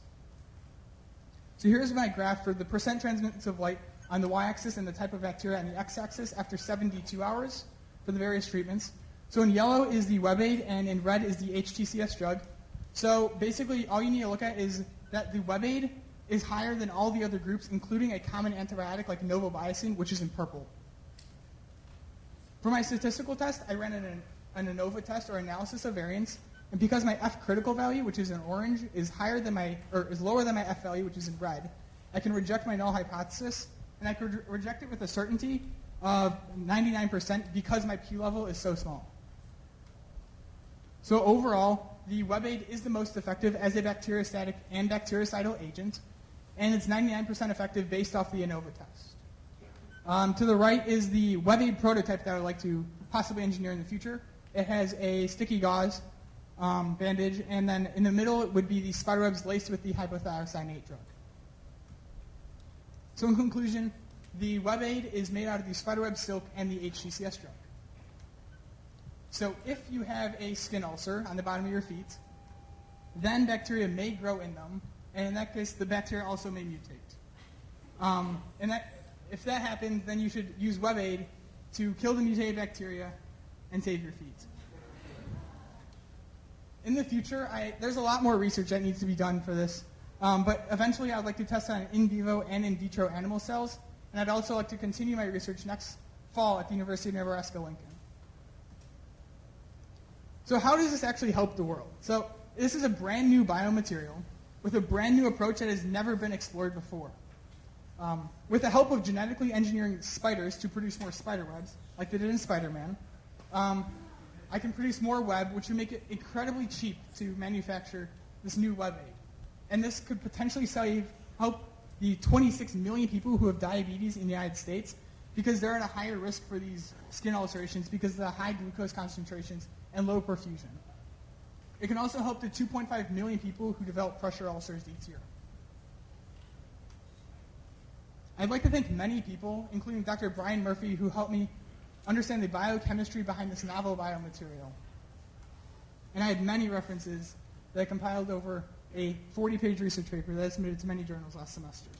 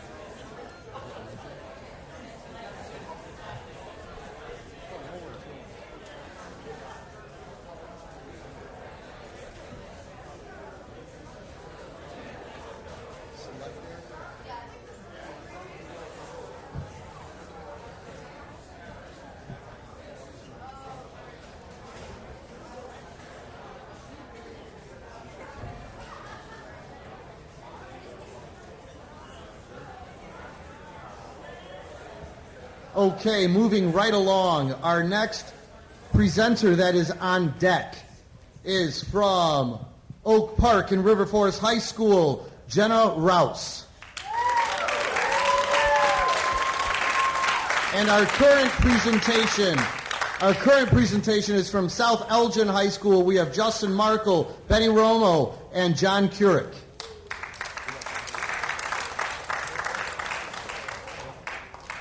Hello, everyone. We'd like to welcome you to our presentation today. Again, we're from South Elgin High School, and we competed in the Prosthetic Leg Challenge. My name is Justin Markle, and my team members are Benny Romo and John Curick. Before we start the presentation, we'd like to acknowledge the following. Sam Hoxie, Melissa Stockwell, our team lead, Russ Bartz, Dennis Gary, and Trudy Nickel. To summarize our project, our team set out with the goal in mind to create a revolutionary prosthetic. With our industry mentors, we recognized a few untapped areas in the market and exploited some common ground between two different prosthetics. By exploiting that common ground, we developed our problem statement and found that there are nearly 1.7 million amputees in the U.S. alone. We also found that when a person becomes an amputee, there is a great amount of stress that is placed upon them. We discovered that there is a need for a prosthetic that is completely manipulated by the user and allows the amputee to remain active in everyday life while still participating in athletic competition. Now, as far as our design process goes, around October 2012, we began brainstorming as a team. Then from there, we conducted extensive patent research and really familiarized ourselves with the industry. After that, we contacted a couple of local industry professionals and really found one overarching problem, that prosthetics in athletic competition were only being used for a singular purpose. So our team set out and decided to pursue creating a prosthetic that would function in multiple activities, and from there we began designing and simulating. As for our use of industry mentors, we really relied heavily on outside sources. Being high school students, we didn't really have a lot of knowledge in the area of prosthetics. We had the opportunity of working with some great individuals. One of those individuals was current Olympic para-triathlete gold medalist, Melissa Stockwell. We brought Melissa our conceptual ideas before developing the parts, and along the way, Melissa really helped critique them and make the necessary adjustments that we will present to you today. She also gave us some firsthand experience with some amputees, and on the side, we also worked with another amputee named Trudy Nickel, who is currently actually training for a triathlon. Trudy gave us the critical insight of an amputee that we so desperately needed. We also worked with Samantha Hoxie out of Hanger Prosthetics in Elgin, Illinois. Sam gave us all the background information that we have today. She aided our research with pamphlets, handouts, magazines, and also gave us the basic dimensions that we use to create our leg. We also worked with mechanical engineer Dennis Gary, who helped us with the development of the knee and also explained our simulation results. Now we'd like to present to you our prosthetic, and as we said earlier, we exploited a common ground between two different prosthetics and sports. And the two sports that we chose to do were cycling and running. Our prosthetic is adaptable into both of those sports with just a simple adjustment. Currently, there is nothing on the market that can be easily adapted into both sports with just a simple adjustment. We chose cycling and running because they're two of the most common forms of exercise on the planet, and also two of the most widely known forms of athletic competition. On the right-hand side, you'll see a final image of our final leg. One of the biggest keys in developing our prosthetic leg is going out in the field and experiencing firsthand what challenges the prosthetics go through every day. And through the first experiences, we found out that we needed a socket, knee joint, foot, adapters, and connectors. The first part that we developed was a socket. Through communication with our industry mentors, we determined that a socket integrating both cycling and running would need a low enough trim line to allow the amputee to complete the cycling motion, but a high enough trim line to support the ischium of the amputee. Currently, there is no socket that integrates two types of athletic competition on the market. This design is able to do that, and that will greatly impact the market and will expand on the amputee's abilities and also decrease the financial strain that is placed upon them. As you can see on the left, we have the lower trim line on the inside and a higher trim line on the outside and back part of the socket. And you can also see the connectors and adapters that we use to connect the knee to the socket. The second part we developed in conjunction with our industry mentors was the knee, and we determined that a knee for cycling and running, we would need a free-swinging knee joint to allow the amputee to complete a cycling motion, but also a locking capability that would allow the amputee to run. Through talking with a few of our industry professionals, we found out that amputees actually run with what they call without a knee, which means that they have a locked knee and actually swing their hip out to run. If they were to run with a free-swinging knee joint, they could put too much weight on one part of their leg and end up buckling the prosthetic underneath them. So our challenge was really how to figure out how to stop the prosthetic from moving around in that cycling motion. So we decided to utilize a compression spring and use a simple turn and lock key mechanism that will allow the amputee to lock the knee to run with and also unlock it to bike with. Our prosthetic is completely mechanical, which will lower the cost of the overall leg, and it can be quickly adjusted for minimal downtime between the activities. So from these couple of images here, you can see in the middle, we have the compression spring assembly, which shows in the middle there's the gray piece, and that's the little turn and lock key that right now it's locked, and if you turn that and pull it out, the knee would be able to have a free swinging motion and compress when an amputee is on a bike. Meeting with industry partners, we decided that a bike cleat and a slip-on sole was needed for the foot. We also utilized a different angle, which created a pocket to store the force. How this will positively impact the market is that the foot can be dual-purposed, and there's simple adjustments. As you can see in the pictures, you can see the angled pocket, the slip-on sole, and how it connects to the rest of the leg. Here we have a few images of our full leg assembled, and on the left-hand side we have our base sketch that was helped with our industry mentors, and in the middle we have a fully exploded view of our leg, and on the right-hand side we have our final leg. After we made each part, then we tested them each individually. Then we reviewed our results. After that, we simulated the entire leg. We re-simulated to ensure the reliability and valid results. For the simulations, we started with the socket and we used a nonlinear material analysis and applied 20 pounds of force per square inch to the inside of the socket. Using our results, we found that the greatest stress was on the inside and bottom part of the socket, which is important because it shows that the stress was translated throughout the entire leg. The next part that we simulated was the knee, and we applied 350 pounds of force to the top of the knee to simulate a person's leg pushing downwards. And on the right-hand side, you can see from our results that most of the force is actually centered around the center rod near the compression spring, which shows us that when the lock is pulled out of there, the knee will actually be able to compress and move and bend the way that it needs to. After the knee, we tested the foot by applying 100 pounds of force per square inch to the bottom of the sole, and we also tested it during an impact plane. From both results, we can see that all the force is stored in the angled pocket as predicted. We then fully assembled the leg and ran a nonlinear material analysis and applied 500 pounds of force per square inch onto the inside of the socket. Using our results, we found that the maximum stress on this simulation was less than that found in the other simulations, which is important because it shows that the angled pocket of the foot decreases the stress on all of the other parts, thereby increasing the product life. Now, with regards to the positive impact of our design, I'd first like to point out how our prosthetic can be integrated easily into multiple types of athletic competition, which really cuts down on the cost. We found out through talking more with our industry partners that insurance usually only covers one prosthetic leg, if one at that. So being able to combine two prosthetics into one while still only purchasing one would greatly lower the amount of financial strain placed on an amputee. Our socket can also be integrated directly from athletic competition into everyday use. Again, we chose running and cycling because they're two of the most common forms of exercise on the planet and would allow amputees to stay active and lead a healthier lifestyle. With less prosthetic restrictions and less financial strain, the amputee will be able to live a better lifestyle. The adapters in our design are also very easy to manufacture. Most of the parts can be machined or injection molded, so that will cut down on the overall cost of the leg. Again, our prosthetic will allow an amputee quick access to that leisure activity to stay active and live a better lifestyle. With regards to future implementations, we're hoping to allow access to poverty-stricken nations and give those people the prosthetics that they need. To continue on with some of our future improvements, we learned through conjunction with Melissa Stockwell that fins in athletic competition are currently illegal and also frowned upon. So when we originally set out, we really wanted to design a leg for a triathlon of running, biking, and swimming. But for right now, we have running and biking, and we are going to aim for an attachment to do leisure activity and leisure swimming on. As of right now, we have a design to pop out the foot and pop in a pin with the fin. The only thing left that we have to design is the fin.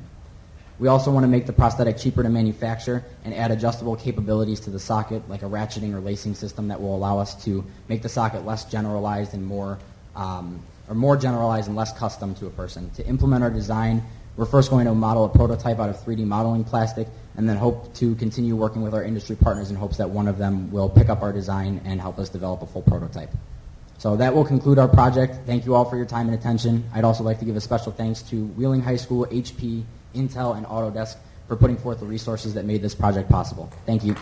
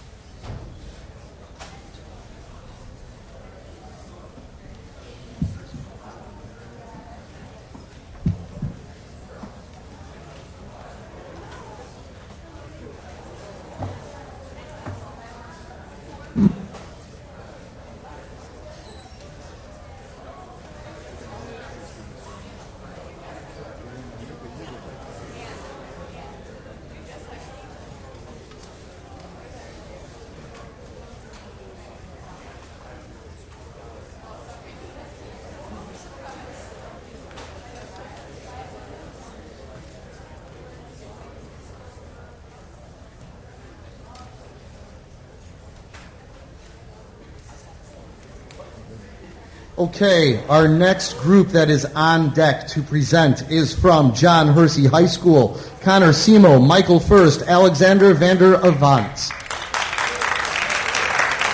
And our current presenter is from Oak Park and River Forest High School. Give a nice round of applause for Jenna Rouse.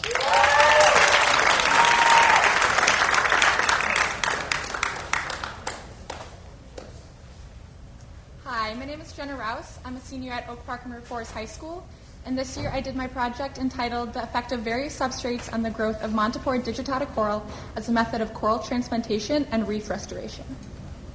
So what is coral transplantation? Basically, coral transplantation is this process that scientists use to restore reefs that have been destroyed from anything from bleaching to destruction. So what it is basically is that there's a healthy branch of coral and you can break it off and attach it to a substrate in a different area where reef is needed, and the coral fragment will grow onto the substrate, creating a new healthy reef. So coral reproduces in many different ways that are important for coral transplantation. First off, the polyps, which are the parts of the coral that's alive, reproduce by asexual reproduction.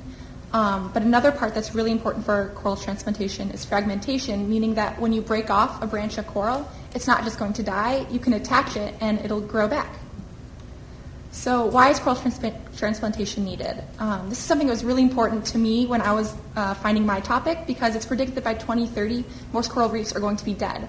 And that's really bad for our ecosystem because although coral reefs take up only about 10% of our Earth's surface, they're home to over 50% of ocean organisms that are dependent on these coral reefs for their habitat.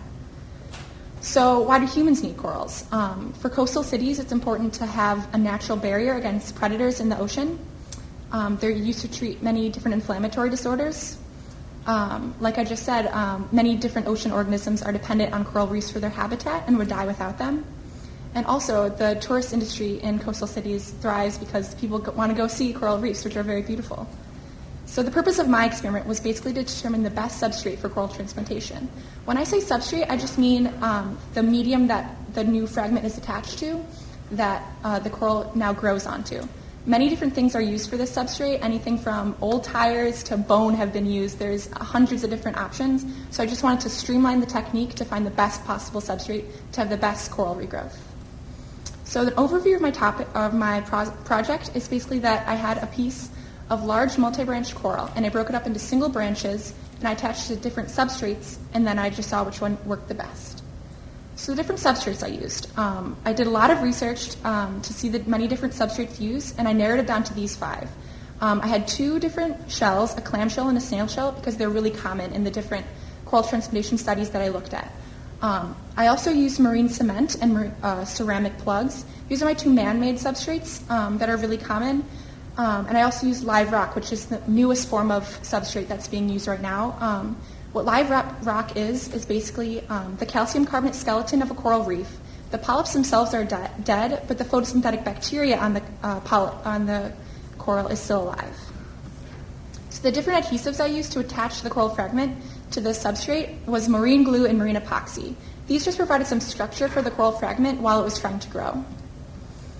My variables, like I just said, my independent variable was the type of substrate I used, and the dependent variable was the amount of mass lost after the coral transplantation procedure. So when you transplant a coral, it's obviously a very stressful procedure on the coral itself. So there's a small time where the coral mass goes down before it can grow back. So I want to see which one maintained the healthiest amount of mass during that procedure time. So the constants, I had really specific tank parameters that I'm going to go into later, and also the time to grow, which is about 7 weeks. And my control, which was really important, was the coral fragment that I just dropped onto the bottom of the tank, which is to mimic when no human intervention is done. When a coral fragment dies, it's not given any substrate to attach onto. So my procedure was basically I had my different adhesives, my marine glue, and I placed that onto 3 of my substrates. And I had my marine epoxy, and I placed that onto 2 of my substrates. And then I split up my coral into single branches and attached 1 coral fragment onto each of the substrates.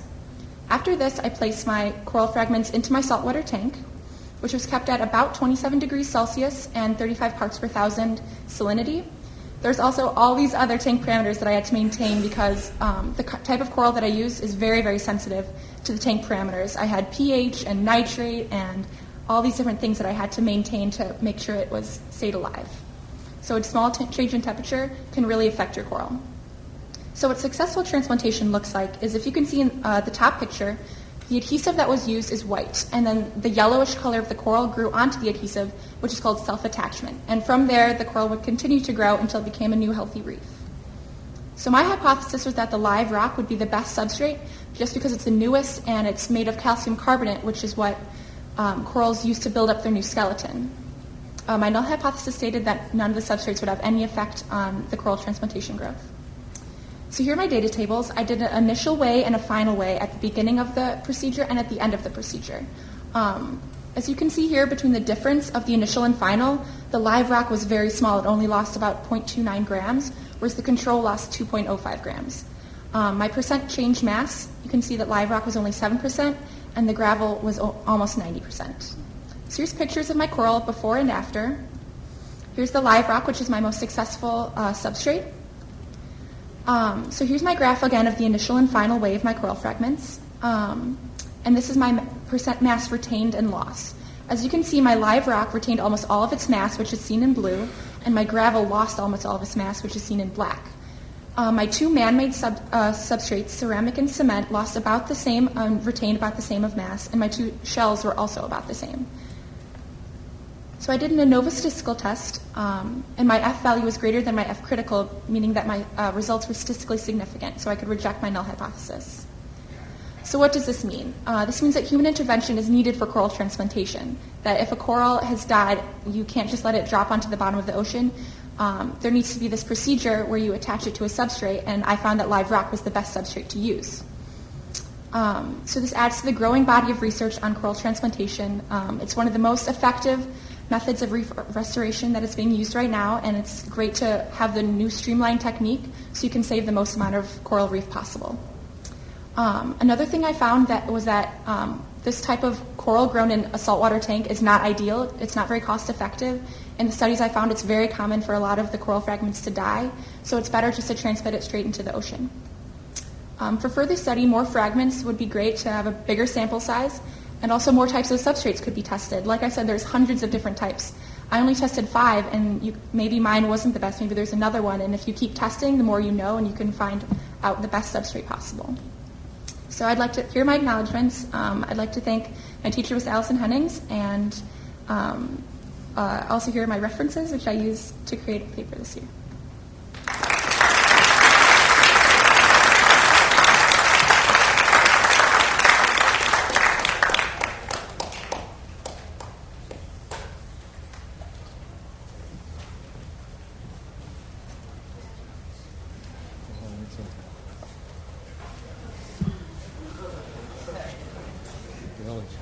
Seriously.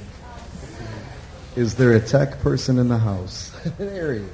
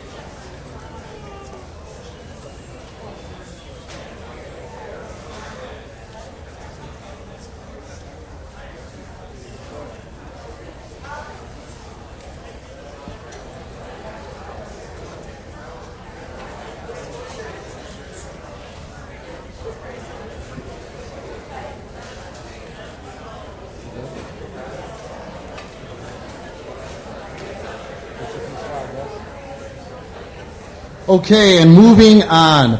Real quick, before we move on, we have a junior high here with us today, do we not? St. Alphonsus, are you here? Give them all a big round of applause, please.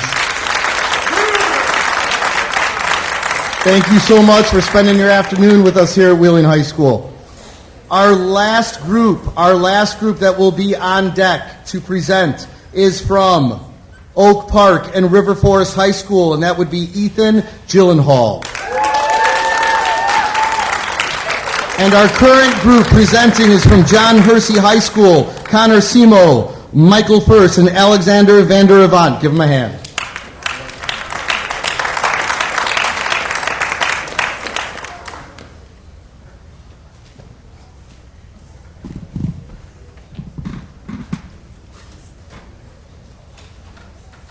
Hi, our project is BiPro, which stands for Bicycle Prosthetic. We're from John Hersey High School. My name is Mike First. I'm Alexander Avant, and I'm Connor Simo. So this is the model of our design BiPro. This is the full extended version, just so you understand what our model concept is. Now, with the increased demand for high-performance legs, our leg really sets out to enhance three parts: performance, cost efficiency, and availability to amputees. Using a ton of science, material sciences, kinesiology, physics, trigonometry, we set out to scientifically enhance amputees. Through a series of testing, design, using Autodesk, we effectively improved the cycling experience for amputees. So we tried to get as many information and industry partners as we could. We partnered with doctors, physicists, athletic trainers, biology teachers, and even consultants from material science. So these group of doctors we talked to, there was one who's a CPO, who's a certified prosthetic orthotist, and two orthopedic surgeons. They basically told us about the states of the knees and where they were in the past. So they said that because we can't use computers, we got to go 40 years to the past when it was all mechanical. So they said to look at the safety knee, which as you put more force down, it's harder to turn, and then as you have less force, it's more free. They also told us about the muscles that you only can use once you get amputated, which is your glutes and your hip flexors, and you lose function of your hamstrings and your quadriceps. Now, working with a physicist from Princeton, Mr. Eric Johnson, he gave us a lot of professional insight into analyzing forces on this leg. Now, we all know one of the major things is stress analysis of these legs, and using the Autodesk Simulation 360, we input forces that we calculated through physics derivations, and we were able to run effective stress analyses. So on the physiology level, we also talked to the athletic trainer and the AP biology teacher, and they basically said the same thing as the doctors. You can only use your hip flexors and your glutes when bicycling. And they were very strong opinion that there is still enough force to power a bike at a semi-competitive level. Now, as far as materials went, we contacted the company EMJ, and Kevin Toomey was our industrial advisor there. What we decided was that we would use titanium alloy. The reason for this is due to its high strength and low weight compared to other materials like steel. Also, benefits such as the heat resistance in normal temperatures, such as if you're using an activity outside, it would not be hot to the touch or burn you, unlike other metals.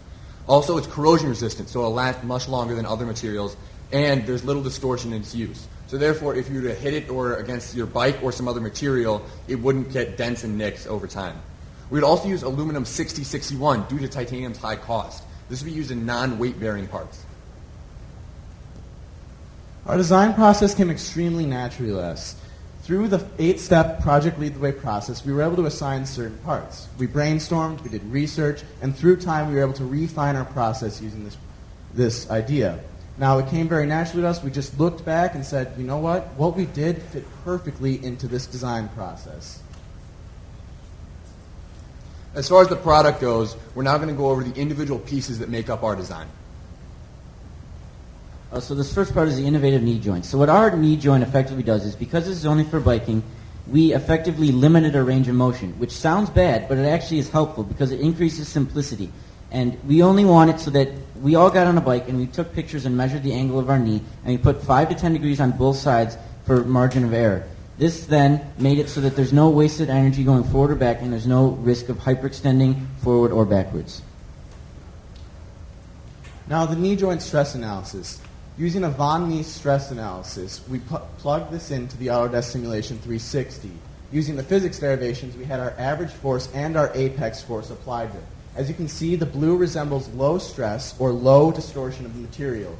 Using a titanium alloy, we were able to effectively limit the displacement and distortion on this object. As far as friction manipulation goes, as we mentioned earlier, modern knees use calculations and computers that calculate up to 60,000 calculations per second when deciding how to do friction in a knee joint. Our model obviously cannot use that. Therefore, our socket adjusts around the ball and can be tightened by a series of 3 screws. On top of this, the titanium rod is coated with a rubber coating. This avoids titanium on titanium contact, which would grind out the material, and also increases the friction. And I'd like to also add to the point that the reason we chose biking, and we have incorporated these clip systems that allows you to push down and pull up. This makes for ideally uniform circular motion, which has constant velocity and therefore constant friction is required. Now, the bike release pedal, it's a safety aspect. When you have a prosthetic, you do not have the dynamic range of motion you do with a human leg. What happened is this clip allows you to release the prosthetic leg from your bicycle in case of emergency. It requires your hip flexor to pull out, and your foot will effectively clip out of this bike pedal, allowing you to effectively get off the bike in case of emergency to avoid crashing.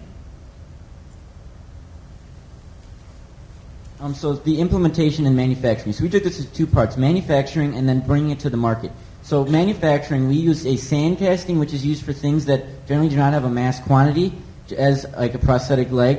So this makes it so that it's similar to the shape of your design, so then you lower the amount of material used and therefore your cost. It also lowers the machining time on the 5-axis mill, and all of our cylindrical parts will be spun on a lathe. The injection mold of the plastic liner is that part that Mike talked about that fits around so that there's less contact on the titanium to titanium. Now, as far as getting this product into market introduction, the main idea would be to create a market buzz, including getting partnerships with groups such as USA Cycling or NCAA-sponsored groups. The NCAA does not actually have a cycling-designated sport, but there are contingency groups that are supported in national competition. Also through direct selling. As we mentioned earlier, Dr. Schwartz is a CPO and LPO, and the surgical orthotist that we mentioned earlier could also have connections into this industry. Dr. Schwartz works at Scheck and Cyrus, which is a very large prosthetic and orthotist company based here that produces a lot of orthotics for the entire country. Now the cost efficiency. Titanium, as we know, is a high-cost material. By reducing the amount of titanium used, we were able to increase the cost effectiveness. As you can see, there are 2 areas of high pressure between the knee joint and the socket. What that is there's a titanium rod going between an aluminum sleeve. By creating this aluminum sleeve, we reduce the amount of titanium used. This, in turn, increases cost effectiveness. This aluminum 6061 also acts as an adjustment. Since not all amputees have their legs cut at a certain point, this will allow you to adjust the length of your thigh. So in order to run tests, we had to figure out the forces needed. And to do this, we took your average competitive cyclist is going to produce around 250 watts. So split that up to the 2 legs, so 125 and 125. Once you have one leg amputated, your healthy leg is still going to produce at 125 watts. We then used a Michigan study that said that amputees use 89% more kilocalories per minute than do people without amputees. So then we calculated that from watts per minute to we calculated that from kilocalories per minute back to watts to get that power source, and then we added them together to using that wattage for our tests. What's good about our leg is that the bottom shin is adjustable, so that actually it fits 97.98% of all the males on the earth. It fits between 5'3" and 6'4", which is a pretty large range, and this is done by a peg system on the bottom that you pull out, and then you slide your leg to your desired length, and you put it back in.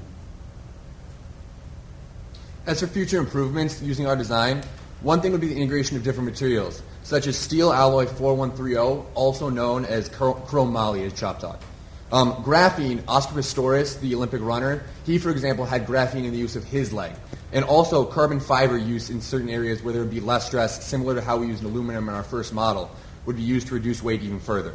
Removing the cylindrical pylon to also create a more athletic design for aerodynamics and better efficiency later would also be improved. And improving the spring release mechanism of the pedal. This would allow us then, for a prosthetic user, to not have to swing their whole body to get off a bike.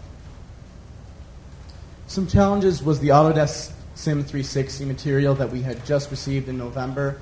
We used a serious amount of research, and we accepted this challenge with whole heart. We were able to narrow down the analysis that we were supposed to do, and using Autodesk Sim 360, we were able to effectively create a high-performance leg. So this conclusion basically saying that our leg accomplished the three things that we set it out to do. We did this using the tests, and our leg is now the best that we could possibly be using this technology. These are just the academic resources we use. These were conceptual from the 4 universities, and then on the rest of the slides are our references. Thank you. Thank you.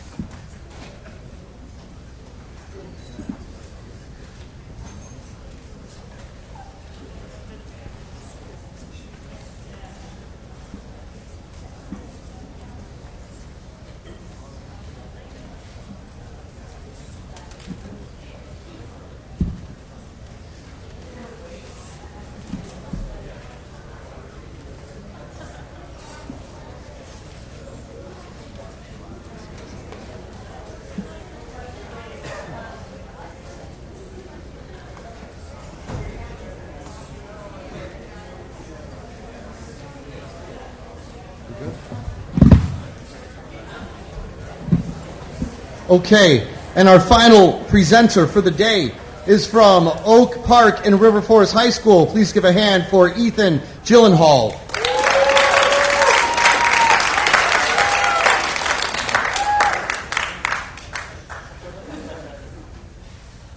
Hello everybody, my name's Ethan Gyllenhaal. I'm a senior at Oak Park and River Forest High School, and today I'm here to talk to you about my research with deterring zebra mussel biofouling through the use of an elevated mesh protocol. You might be wondering, what are zebra mussels? Well, they're a species of freshwater mussel in the genus Dreissena that is native to Russia, but they've invaded North America and are causing some serious problems here. One noticeable way that they cause problems is biofouling, which is when they form dense groups on solid surfaces and degrade the surface. This can happen on man-made surfaces such as buoys, boats, and hydroelectric plants, and as well as on animals such as the unionid mussel in the right corner, which many of them have become endangered due to the biofouling of zebra mussels. And because they're filter feeders, they can destroy local phytoplankton populations and completely wipe out entire food chains. This can create what's referred to as an aquatic desert, which is what Lake Michigan is pretty much becoming. Zebra mussels were first found in the United States at Lake St. Clair in 1986. And then they continued to spread across the Great Lakes region until they got into the river system when they rapidly colonized all the eastern United States. And due to poor boating practices, they've even started to colonize the western United States and are causing problems there. Zebra mussels attach with what's referred to as a byssus, and this byssus is composed of a lot of little byssal threads, each of which have this flat, sticky plaque on the bottom, which they use to attach to a surface. And this is both why zebra mussels attach so strongly to surfaces and why mesh is probably effective at deterring them. The control methods that are currently used for zebra mussels are not all that great. Chemical treatment is very harmful to the environment, and manual removal is both very expensive and very time-consuming. And the alternative methods that have been developed are oftentimes either not efficient or under-tested. I'm really interested in nature as a birdwatcher, and I'll oftentimes go out in nature and see just how big an impact invasive species can have on an ecosystem. And I wanted to do some research to help prevent the spread of invasive species when I learned I had a chance to do some research this year. And I chose zebra mussels. The specifics for my experiment came from a similar project done by Ashley Porter, but I felt that her method of testing could not be applied practically because it used mesh floating high above any surface. My experimental hypothesis, simply put, says that if there's slightly elevated mesh, then zebra mussels will not attach to it because the physical structure of the mesh deters the attachment. And my null basically says that if there's elevated mesh, there will be no change. Pretty much my independent variable is the mesh placement, and my dependent variable is the percent attachment. I had a lot of variables I controlled in order to make sure my experiment was reliable, mostly relating to tank parameters and to the mussels. I had a control group that had no mesh at all, and then I had 3 experimental groups. The main one that related to the hypothesis was mesh elevated 1 centimeter above the surface, and I had 2 others, mesh directly on the surface and mesh elevated high above the surface. And I used these enclosures to test my zebra mussels, and I started with a plexiglass base, which I then put bolts into, and then I set a height for the mesh and secured the bolts using nuts and washers. And then I put on the mesh and added more nuts and washers to secure that before putting on a mesh fence to prevent zebra mussels from escaping. I had to collect the mussels at Gilson Park in Wilmette, Illinois, and the first time I went, it was in November, which was pretty chilly, but it wasn't as bad as when I had to go back in January when there was ice all along the jetty and it was extremely cold and very unpleasant. Once I got around to my actual experiment, it was pretty simple. I had 16 total enclosures because I had to run 4 trials at once. Then in each enclosure, I put 10 zebra mussels, and I gave them 2 days to attach. I would have liked to allow more time, but due to time constraints, I wasn't able to. And after I gave them that 2 days, I determined the attachment status. There were some challenges in this experiment. Initially, the mussels wouldn't attach to any surface, including the control, and that means I wouldn't be able to get data. So what I had to do, I had to trim down the mesh fences in order to allow better water circulation, and I had to add sand to the bottom of the enclosures in order to encourage the attachment. And I also had the problem where my mussels would frequently die due to tank failure, which is why I had to go back in January and collect more. So here's my data. The main numbers you should pay attention to are the attachments to the surface, and especially these 2, which relate to the hypothesis. And as you can see, the control group has over 20 times the amount of attachment as elevated mesh.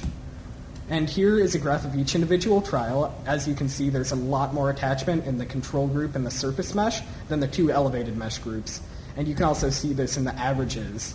I included in the averages the attachment to the sides of the enclosure and to other mussels, and it's a good deal higher in the 2 elevated mesh groups. This is most likely because when mussels wanted to attach to a surface, they were unable to, so they attached to whatever else they could find. And for my statistical analysis, I did ANOVA. This stands for Analysis of Variance, and what it does, it looks at the variation within the groups and compares it to the variation between the groups to calculate this F value, which is compared to a predetermined F critical value. And if the F value is greater than the F critical value, I can reject my null hypothesis. And because it's much greater than the critical, I can. And I also calculated this p-value for the confidence I can reject my null hypothesis. And because it's so low, I can reject my null hypothesis with over 99.99% confidence. You might be wondering why this works. Well, mesh is composed of these little threads with big gaps in between them. And if a mussel tries to attach to one of these gaps, well, it wouldn't be able to because it can't find any surface. And even if it does land on a thread, it would most likely not be able to have a stable enough attachment to allow it to attach. Because I was able to reject my null hypothesis, I can conclude that slightly elevated mesh does indeed have an impact on zebra mussel attachment. However, further research really has to be done before implementing this. The main thing that should be researched is the veligers, which are the planktonic young of zebra mussels, and how mesh impacts their attachment. Then research can be done with optimizing the height of the mesh, and then it might be able to be implemented in the field, where it could have a lot of really major impacts. It's a much more efficient and cost-effective way to reduce biofouling, and this could save millions of dollars every year that are spent cleaning hydroelectric plants, which are really impacted by zebra mussel biofouling.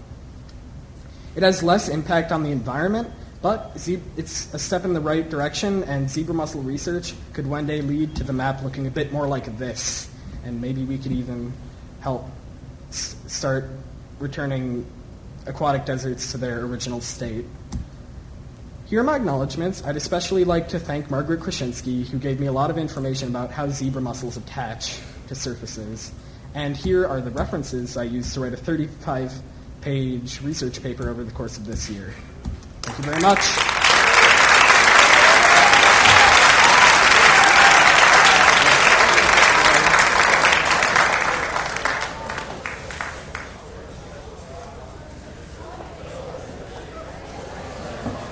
Okay, ladies and gentlemen, we want to thank you very much. Real quick, before we adjourn, if you competed today, could you stand for me, please? If you competed.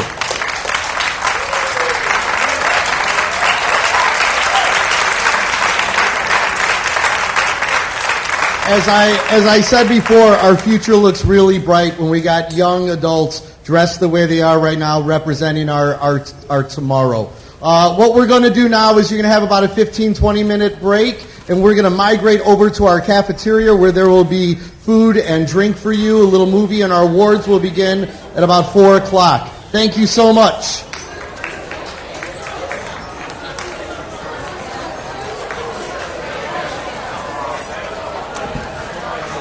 Really quickly, if you have a loaner computer from Wheeling, if you have a loaner computer, can you bring it up in front to me now? Or if you're a Wheeling student with a computer, please bring it up to me now.